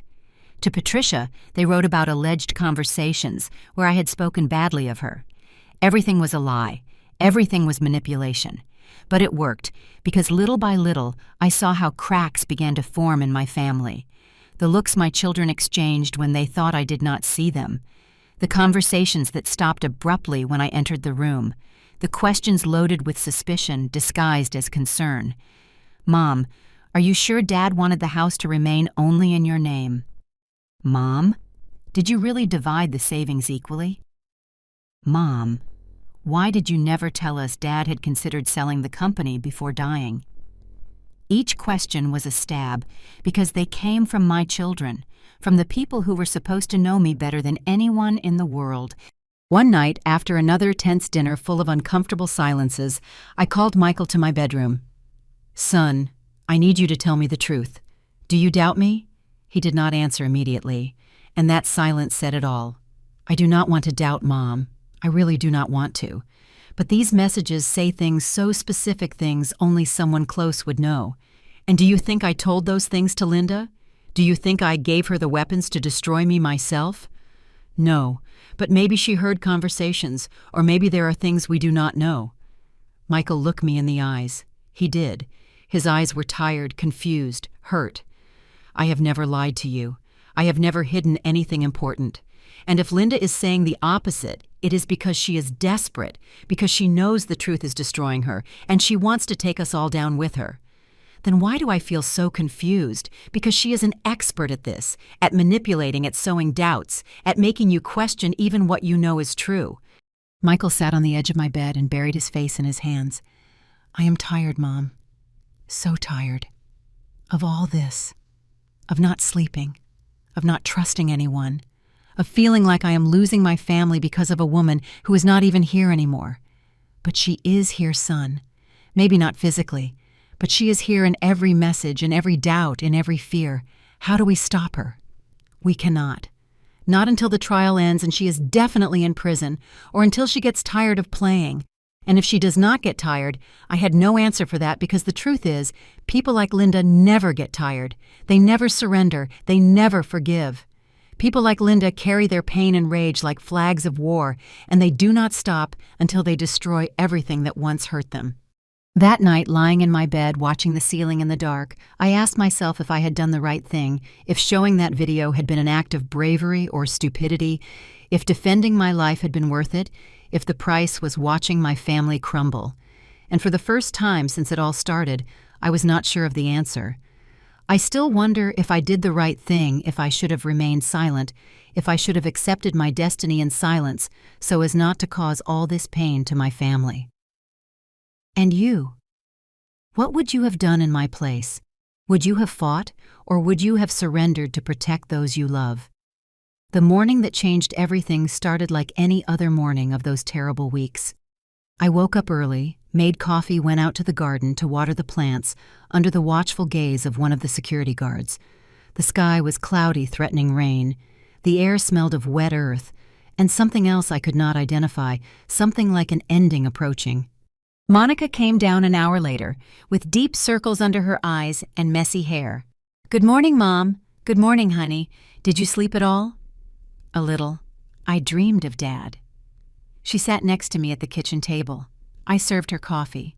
We stayed in silence, each lost in her own thoughts. "What do you think Dad would say about all this?" she asked after a while. "Your father would say that the truth always comes to light, that time puts everyone in their place. Do you believe that I want to believe it? But you are not sure. I am not sure of anything anymore, Monica." My daughter took my hand across the table. "Mom, whatever happens, I believe you. I have always believed you. And I know Patricia and Michael do too, even if in this moment they are confused. Thank you, honey. You do not have to thank me, that is what family is for. But I knew that family also breaks, that there are things that can fracture it no matter how strong it seems. And Linda was finding all those fractures one by one. At 10 in the morning, the lawyer called. "Mrs. Vance, I have important news, good or bad, depends on how you see it. Linda wants to make a deal." My heart stopped. What kind of deal? "She is willing to plead guilty to all charges in exchange for a reduced sentence, 3 years instead of 10, and a permanent restraining order that prohibits her from approaching you or your family for life. And if we do not accept the deal, we go to trial. And in a trial, although we have solid evidence, there are always risks. A good defense lawyer can sow doubts. He can make it seem like you provoked her. He can argue temporary insanity. She could go free. Free." The word came out like a choked scream. It is unlikely, but possible. That is why many prosecutors prefer deals. They guarantee the accused goes to prison, even if it is for less time. How much time do we have to decide? 48 hours. I hung up and gathered my family, Michael, Monica, and Patricia, by video call from New York. I told them about this deal. "No," Michael said immediately. 3 years is not enough. That woman tried to kill you. She deserves the full 10 years. But if we go to trial and they declare her innocent, she does not spend a single day in prison," Monica argued. "At least with the deal, we guarantee she pays something." 3 years, I repeated in a low voice. "In 3 years, she gets out and I am still going to be alive. And if she tries again, "The restraining order is permanent," Monica explained.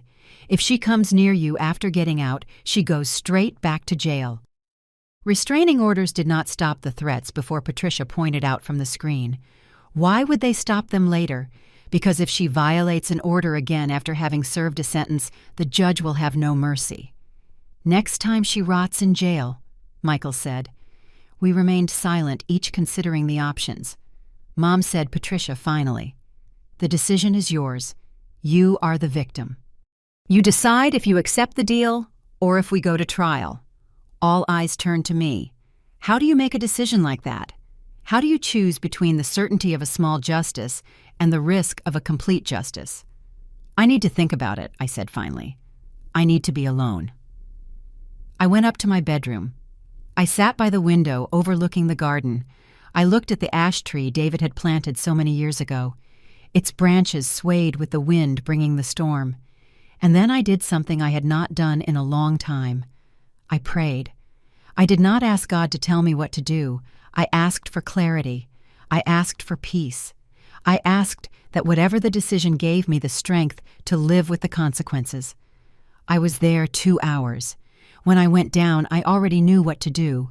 "We are going to trial," I announced. Michael looked at me surprised. "Are you sure, Mom?" "Completely. Linda wants the deal because she knows she's going to lose in a trial. If she had any hope of winning, she would not be offering anything, and I am not going to give her the satisfaction of getting out in 3 years knowing she almost killed me. But Mom, the risk is part of doing the right thing. Your father always said if something is worth it, it is worth fighting for, and my dignity is worth it." Monica smiled. "There is the Mom I know. We called the lawyer and told him we rejected the deal." His voice sounded worried but respectful. "Understood. Then we prepare for the trial. It is going to be hard, Mrs. Vance. They are going to try to destroy your credibility. They are going to ask uncomfortable questions. They are going to try to make you look like the villain. Let them try. The truth is on my side. The truth does not always win in a court, but we will do everything possible so that this time it does." The next 2 weeks were intense preparation. The lawyer asked me questions for hours, preparing me for cross-examination. He showed me videos of similar trials so I would see the tactics defense lawyers used. They are going to say you are controlling, that you manipulated your son, that you made Linda feel like a stranger in her own house. How are you going to answer that? With the truth that I only tried to be a good mother and a good hostess, that if Linda felt that way, it was because of her own insecurities, not my actions. They are going to show text messages between Michael and you where you ask him about Linda. They are going to say you were monitoring the marriage meddling where you were not called. I will say it is normal for a mother to ask about her son's wife, that there is nothing sinister in that. They are going to bring up the will. They are going to say, you manipulated your husband to keep everything. My husband made his own decisions, and everything is legally documented. There is nothing to hide there. Again and again, the lawyer attacked me with questions. And again, I answered with calm and clarity until the question that broke me arrived. Did you ever think that maybe Linda was right? That maybe you were too present in your son's life? I stayed quiet because that question touched something I myself had asked 1,000 times in sleepless nights. I do not know, I admitted, finally. Maybe I was too present, but never with bad intentions, never to hurt anyone. The lawyer nodded. That honesty is good. If they ask you that question in the trial, answer exactly like that. Honesty generates credibility. The day of the trial arrived with a torrential rain that seemed like an omen. We presented ourselves at court at 8 in the morning. Michael, Monica, Patricia, the lawyer, and me. The security guards escorted us to the entrance. There were journalists outside, cameras, reporters shouting questions. Mrs. Vance, how do you feel facing your ex-daughter-in-law? Is it true you provoked the incident? What do you expect from the trial? I did not answer any questions. I just walked with my head high to the courtroom. Inside, the atmosphere was cold and formal. The judge, the same one from the previous hearing, was already in his place. The prosecutor reviewed his notes, and at the defense table was Linda. I saw her, and something inside me shook. She looked different, thinner hair, less cared for without makeup in the orange prison uniform. But her eyes were still the same cold, calculating, full of a rage that time in prison had not extinguished. When our eyes met, she smiled. That smile I knew so well. The trial began with opening statements. The prosecutor presented the case clearly and directly. The video, the threats, the restraining order violations, the testimonies of the security guards of Martha of my children. This is a simple case, concluded the prosecutor. Linda Torres attempted to murder her mother-in-law. There is video that proves it. There are documented threats, and there is a pattern of violent and stalking behavior. The defense is going to try to confuse you with complex narratives about dysfunctional family relationships. But the facts are clear. The accused is guilty. Then it was the defense lawyer's turn. He was a man of about 50 with an expensive suit and a smile that gave me chills. My client is not a murderer, he began. She is a woman who was pushed to the limit by years of psychological abuse, a woman who tried to build a life with the man she loved, only to discover that man would never stop being a mama's boy. A woman who was made to feel like an intruder in her own house day after day until something inside her broke. I looked at Michael. He had his jaw tight and fists clenched. Yes, continued the defense lawyer, there was an incident. Yes, my client pushed Mrs. Vance, but that push was not an attempted murder. It was the desperate act of a woman who had lost all control after years of psychological torture, and we are going to prove it. During the next 3 days, the trial unfolded like a painful play where I was the involuntary protagonist. I took the stand. The prosecutor asked me questions. I told my story. I showed the marks on my hands from when I held onto the railing. I spoke about the fear, about the sleepless nights, about feeling persecuted in my own house.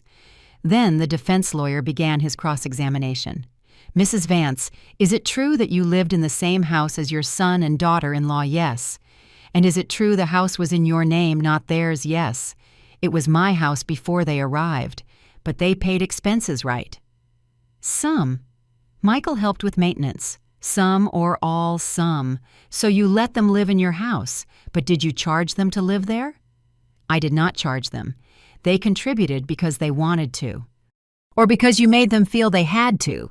Objection, said the prosecutor. Speculation. Sustained, said the judge. The defense lawyer smiled as if he had won a point. Mrs. Vance, is it true you cooked for your son every night when he was home? Yes. And you cleaned me and my housekeeper, and washed his clothes sometimes. Does it not seem to you that is invasive doing all those things for a married adult man? It was my way of helping. Demonstrating your love, or your way of demonstrating to Linda, she would never be enough. Objection. Argumentative. Sustained. But the damage was done. I could see the faces of the jury. Some looked at me with sympathy, others with doubt. The interrogation lasted 4 hours. 4 hours of questions designed to make me look like a manipulative and controlling mother-in-law who had orchestrated all this to get rid of her son's wife. When I finally stepped down from the stand, I was exhausted. Michael hugged me. You did very well, Mom, but I was not sure. I was not sure of anything. The next day, Linda took the stand, and I saw how she transformed into the perfect actress she had always been. She cried. She told stories of how I humiliated her, of how Michael always defended me over her, of how she felt invisible, unloved, trapped in a marriage that was never going to work because I would always be in the middle. That day, she said with a broken voice, I just wanted him to see me. I just wanted him to understand how much damage he was doing to me. And when I pushed her, it was not to kill her. It was a moment of desperation, a moment where I lost control, and I regretted every second of every day. Tears ran down her cheeks. She seemed genuinely destroyed, and I knew it was a lie. It was all a lie, but well-told lies can be more convincing than the poorly explained truth. The prosecutor cross-examined her, showed her the video, asked her about the subsequent threats about the mutilated doll, about the messages to my family. If you regret it so much, why did you keep threatening Mrs. Vance from prison? Linda shook her head. I never did that. Those threats were from other people, friends who were angry for me, but I never asked them to do anything. Are you saying your friends acted alone? Yes, they wanted to help me, but I never wanted more violence. Then the phone call you made to Mrs. Vance from prison was to apologize to try to explain why I did what I did. And the threat you made in that call, it was not a threat, it was a warning. I told her I had friends who were angry. I was trying to protect her, not threaten her. It was incredible. Every answer was perfectly calibrated to make her look like the victim.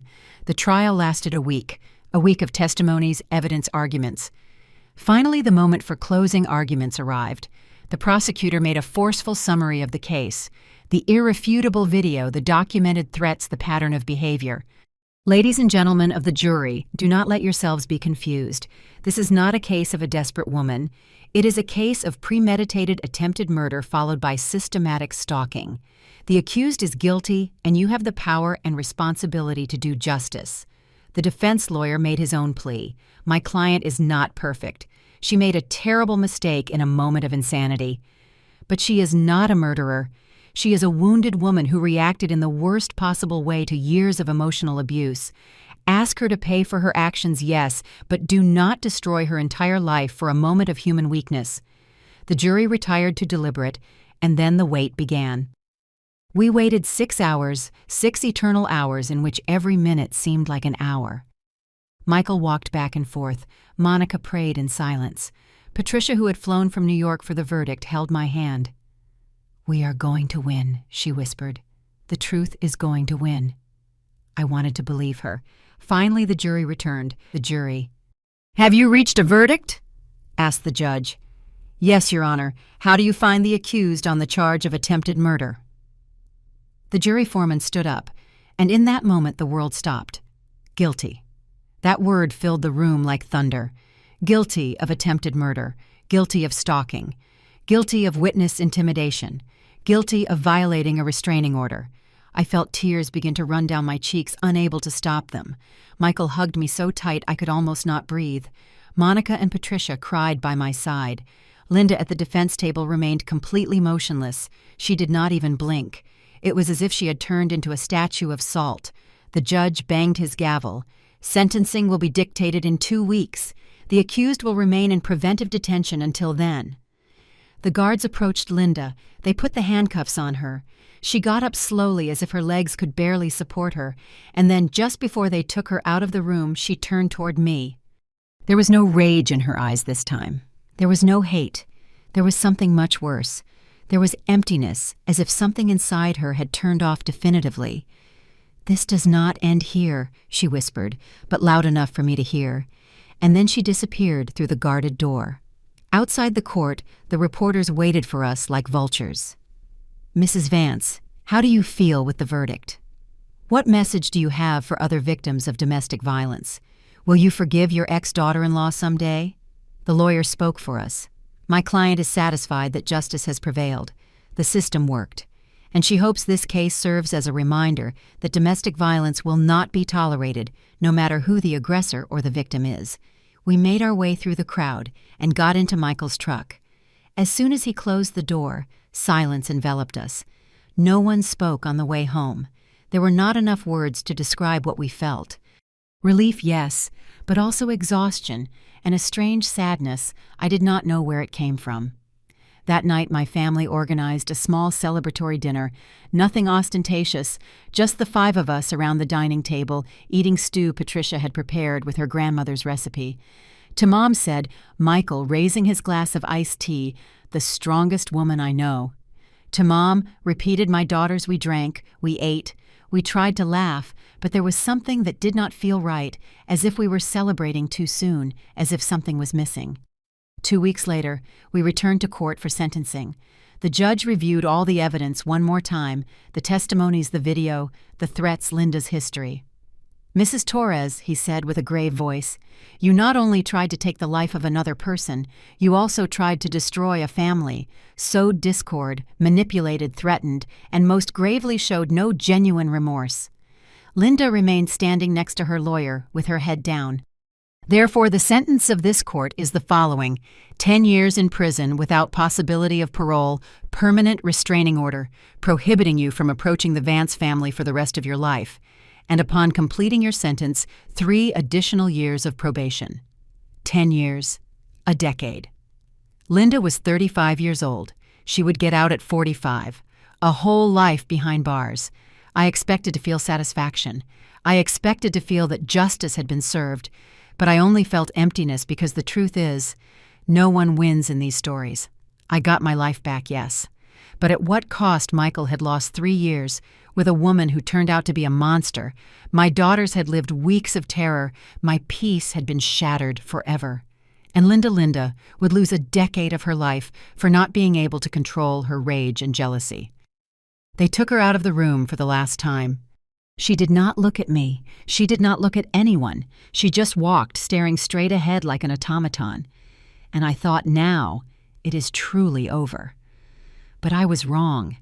The first 6 months after the sentence were of slow recovery. Little by little, the house returned to feeling like a home and not a fortress. We removed most of the cameras, kept only the essential ones. The security guards were let go. The alarm remained active but no longer went off every moment. Michael started smiling again. It was not the same smile as before, but it was something. My daughters returned to their cities with promises to visit me every month, and I tried to rebuild the pieces of the woman I had been before Linda entered my life. I returned to my routine, the garden, the kitchen, the afternoon soaps, the calls with my friends, who little by little stopped asking me about the incident and started talking to me about normal things again. Michael initiated the definitive divorce process. It was fast considering the circumstances. Linda signed everything from prison without putting up any objection. I guess she finally understood she lost, Michael told me one afternoon while we reviewed the final papers. Or she simply gave up. It is the same, right? I am not sure, because there was something in the way Linda had left that court. That emptiness in her eyes, that total absence of emotion, worried me more than her rage. 8 months passed, then a year and a half. Life continued slow, but it continued. Michael started dating someone, an architect who worked with one of his clients. She was kind, smart, and most importantly, did not live in his mother's shadow. "Do you like her?" Michael asked me nervously when he introduced her. "I like her very much, son, and it shows she makes you happy. Does it not bother you that she is not?" "I do not know more traditional. The only thing that bothers me is that you took so long to try again." He smiled, that genuine smile I had not seen in years. My daughters were also fine. Patricia received a promotion at her job. Monica was expecting her 3rd child. Life followed its natural course. And then one Tuesday afternoon, I received a call that changed everything. It was the warden of the prison where Linda was serving her sentence. "Mrs. Vance, I regret to inform you that Linda Torres passed away this morning." The world stopped. How natural causes, apparently. She suffered a massive stroke during the night. By the time we found her, there was nothing to be done. Stroke. But she is barely 37 years old. Sometimes it happens. Stress, blood pressure, undiagnosed, pre-existing conditions. We are investigating, of course, but there are no signs of violence or anything suspicious. I hung up the phone in shock. Linda was dead. The woman who had tried to kill me. The woman who had tortured my family for months. The woman who was going to spend 10 years in prison. Dead. I dialed Michael. I told him. There was a long silence on the other end of the line. "How do you feel?" he asked finally. "I do not know. How am I supposed to feel? I do not know either." That night, my 3 children came home. We sat in the living room in silence, trying to process what this news meant. "I suppose now it is really over," said Patricia. I suppose I repeated, but the words sounded hollow. Monica was more direct. "Do you believe in karma?"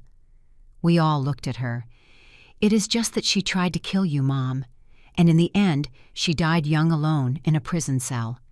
If that is not karmic justice, I do not know what is." Michael shook his head. "I do not know if I believe in that, but I do believe decisions have consequences.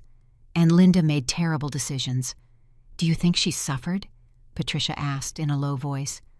"I do not know," I answered. "And honestly, I am not sure I want to know." The following days were strange. There was no funeral to attend. Linda had no close family. Her parents had died years ago. She was an only child. And the few friends she had abandoned her when everything she had done came to light. She died as she had lived her last years alone. A week later, a package arrived at the house. It came from the prison. Inside was a letter and a small notebook. The letter was from the prison chaplain.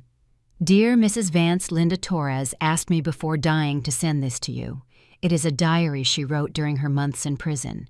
She specifically asked that you receive it. She said it was important you read her words. I do not know what it contains. I only fulfill her last wish. God bless you. Father Miguel Sanchez." I looked at the notebook for a long while, not daring to open it. Did I really want to read the last words of the woman who tried to kill me? But curiosity was stronger. I opened it. The first entry was dated a month after her imprisonment. I do not know why I write this. Maybe because I need someone to understand. Maybe because I need to understand it myself. Emily is right. I am a monster, but I was not born this way. I became this, day by day, decision by decision, until I no longer recognized the person I saw in the mirror. I kept reading, page after page, entry after entry. Linda wrote about her childhood, about a critical mother who never considered her enough, about an absent father who abandoned her when she was 8. She wrote about her past relationships, about men who used her and discarded her, about her terror of not being loved. And she wrote about Michael, about how when she met him she thought she had finally found someone who would see her, who would choose her. But he never really chose me. It was always her, his mother, his saintly mother, who could do everything better than me. And I went crazy trying to compete with a ghost. The last entries were the most heartbreaking. I am dying. The doctors do not know it yet, but I know. I feel something inside me turning off. And I am scared, not scared of dying, scared of dying being this person, this woman full of hate and bitterness. If I could turn back time, I would do it all differently. I would not have pushed her. I would not have threatened her. I would have spoken. I would have asked for help.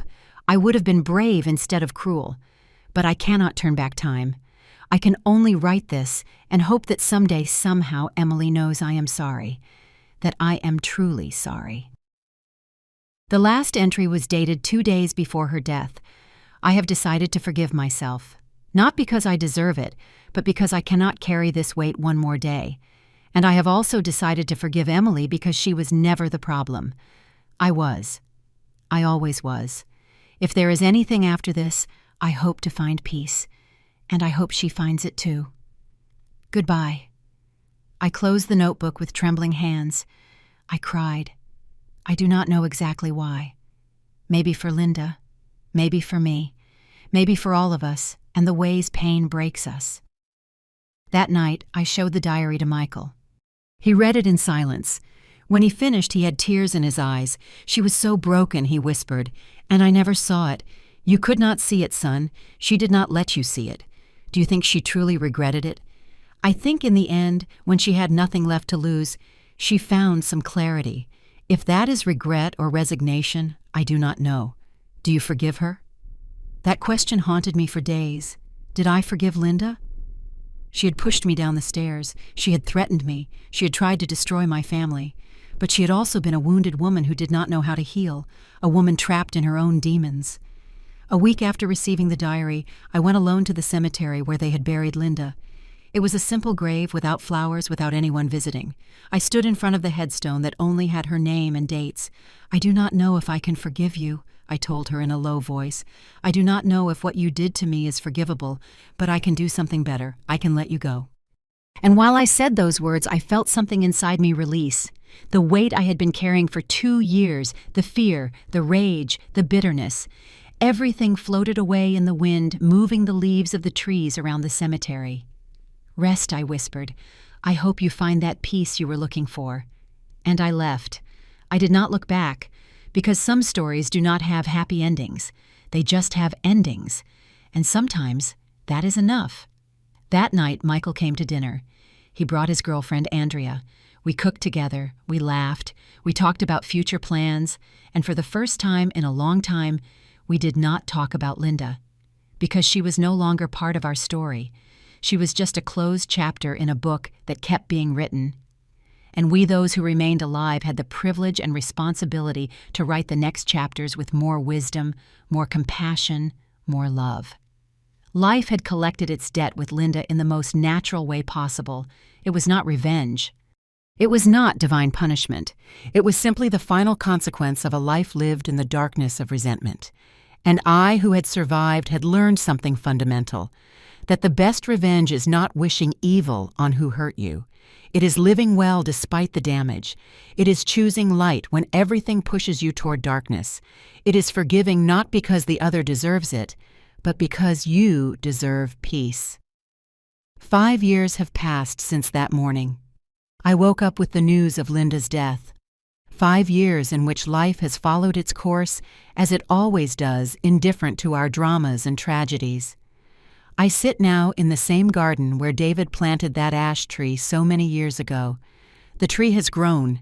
Its branches are thicker, stronger. It gives generous shade where before it barely protected from the sun, just like me. Pain made me stronger, not in the way one would want, but strong nonetheless. I am 73 years old now, my hair completely white, hands with age spots, wrinkles that tell stories in every fold of my skin. But I am alive, and that after all is what matters. Michael married Andrea 2 years ago. It was a small and beautiful wedding in this same garden. She is good to him. She takes care of him without suffocating him. She loves him without possessing him. And I learned to take a step back, to be the mother who accompanies without invading, to be present without being the center. Because if this whole nightmare taught me anything, it is that true love does not cling.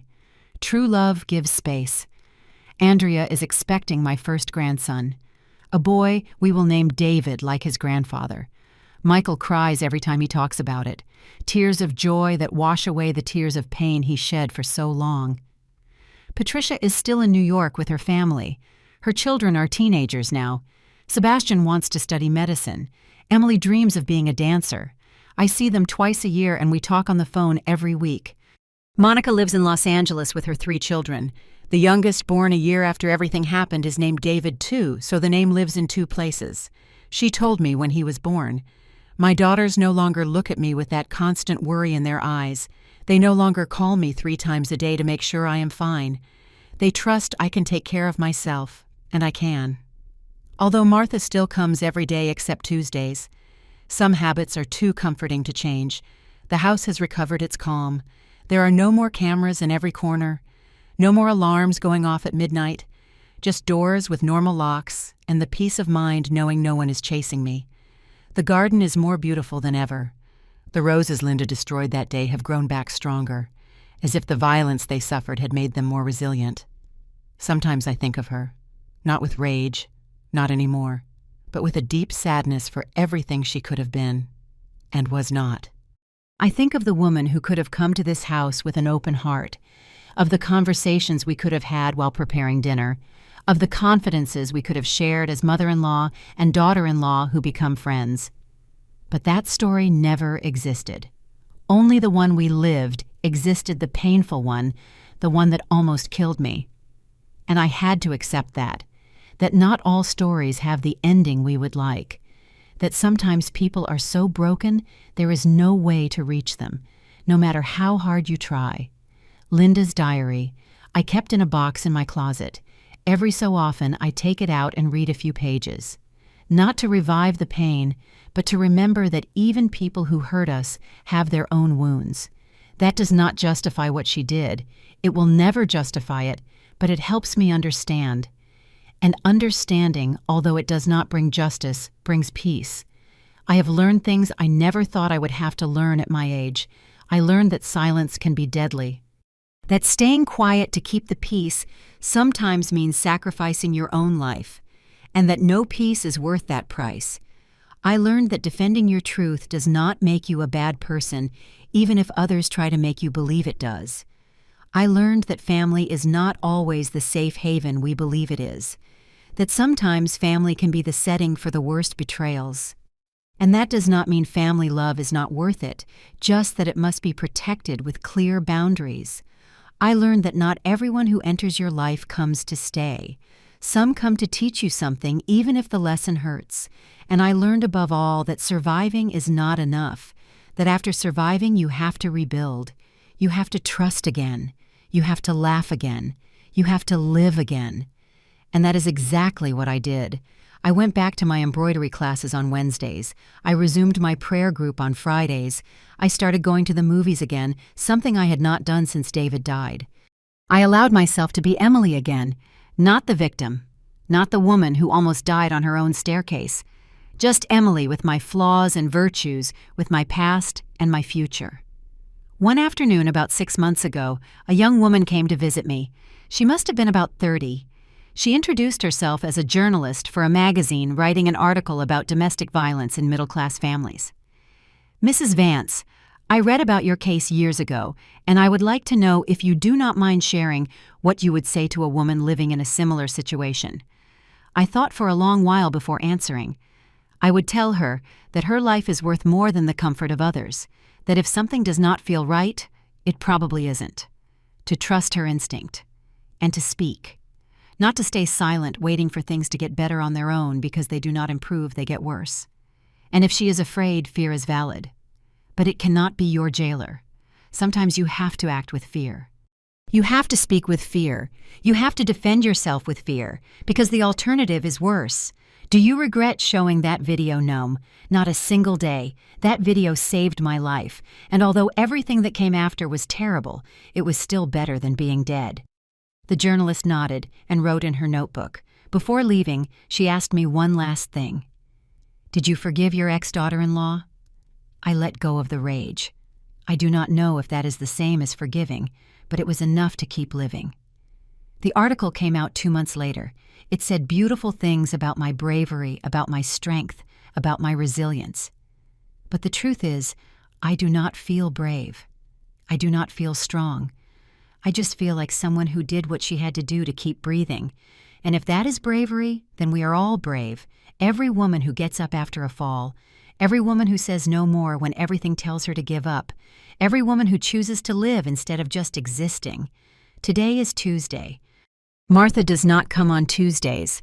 Michael is at work. Andrea is at her office. My daughters are in their cities. I am alone in this big house. But I do not feel alone, because this house is full of memories, good and bad, but all mine. Memories of David and me dancing in this same living room on our wedding anniversary.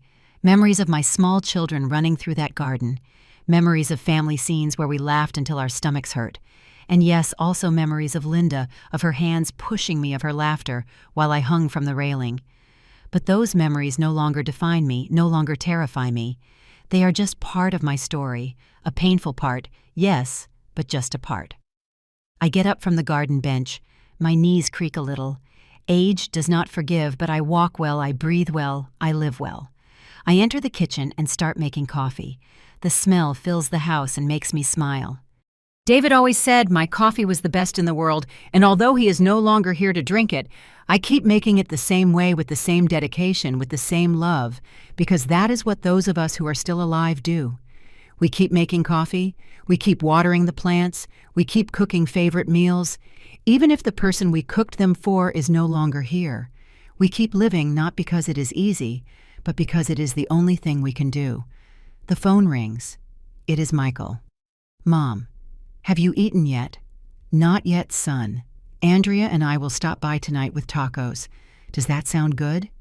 "It sounds perfect. I love you, Mom." "I love you too, son. See you tonight." I hang up and stare out the kitchen window toward the garden. The ash tree sways with the wind, the roses are in full bloom, the sky is clear and blue, and I am here alive, complete at peace. If my story can help a single woman open her eyes, defend herself, choose her life over the comfort of others, then it will all have been worth it, because in the end, that is what life is about. Not about avoiding pain, because pain is inevitable.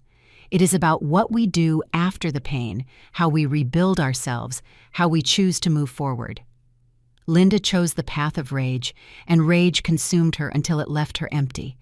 I chose the path of survival, and survival led me back to life. Was it easy? No, it never was. Was it worth it?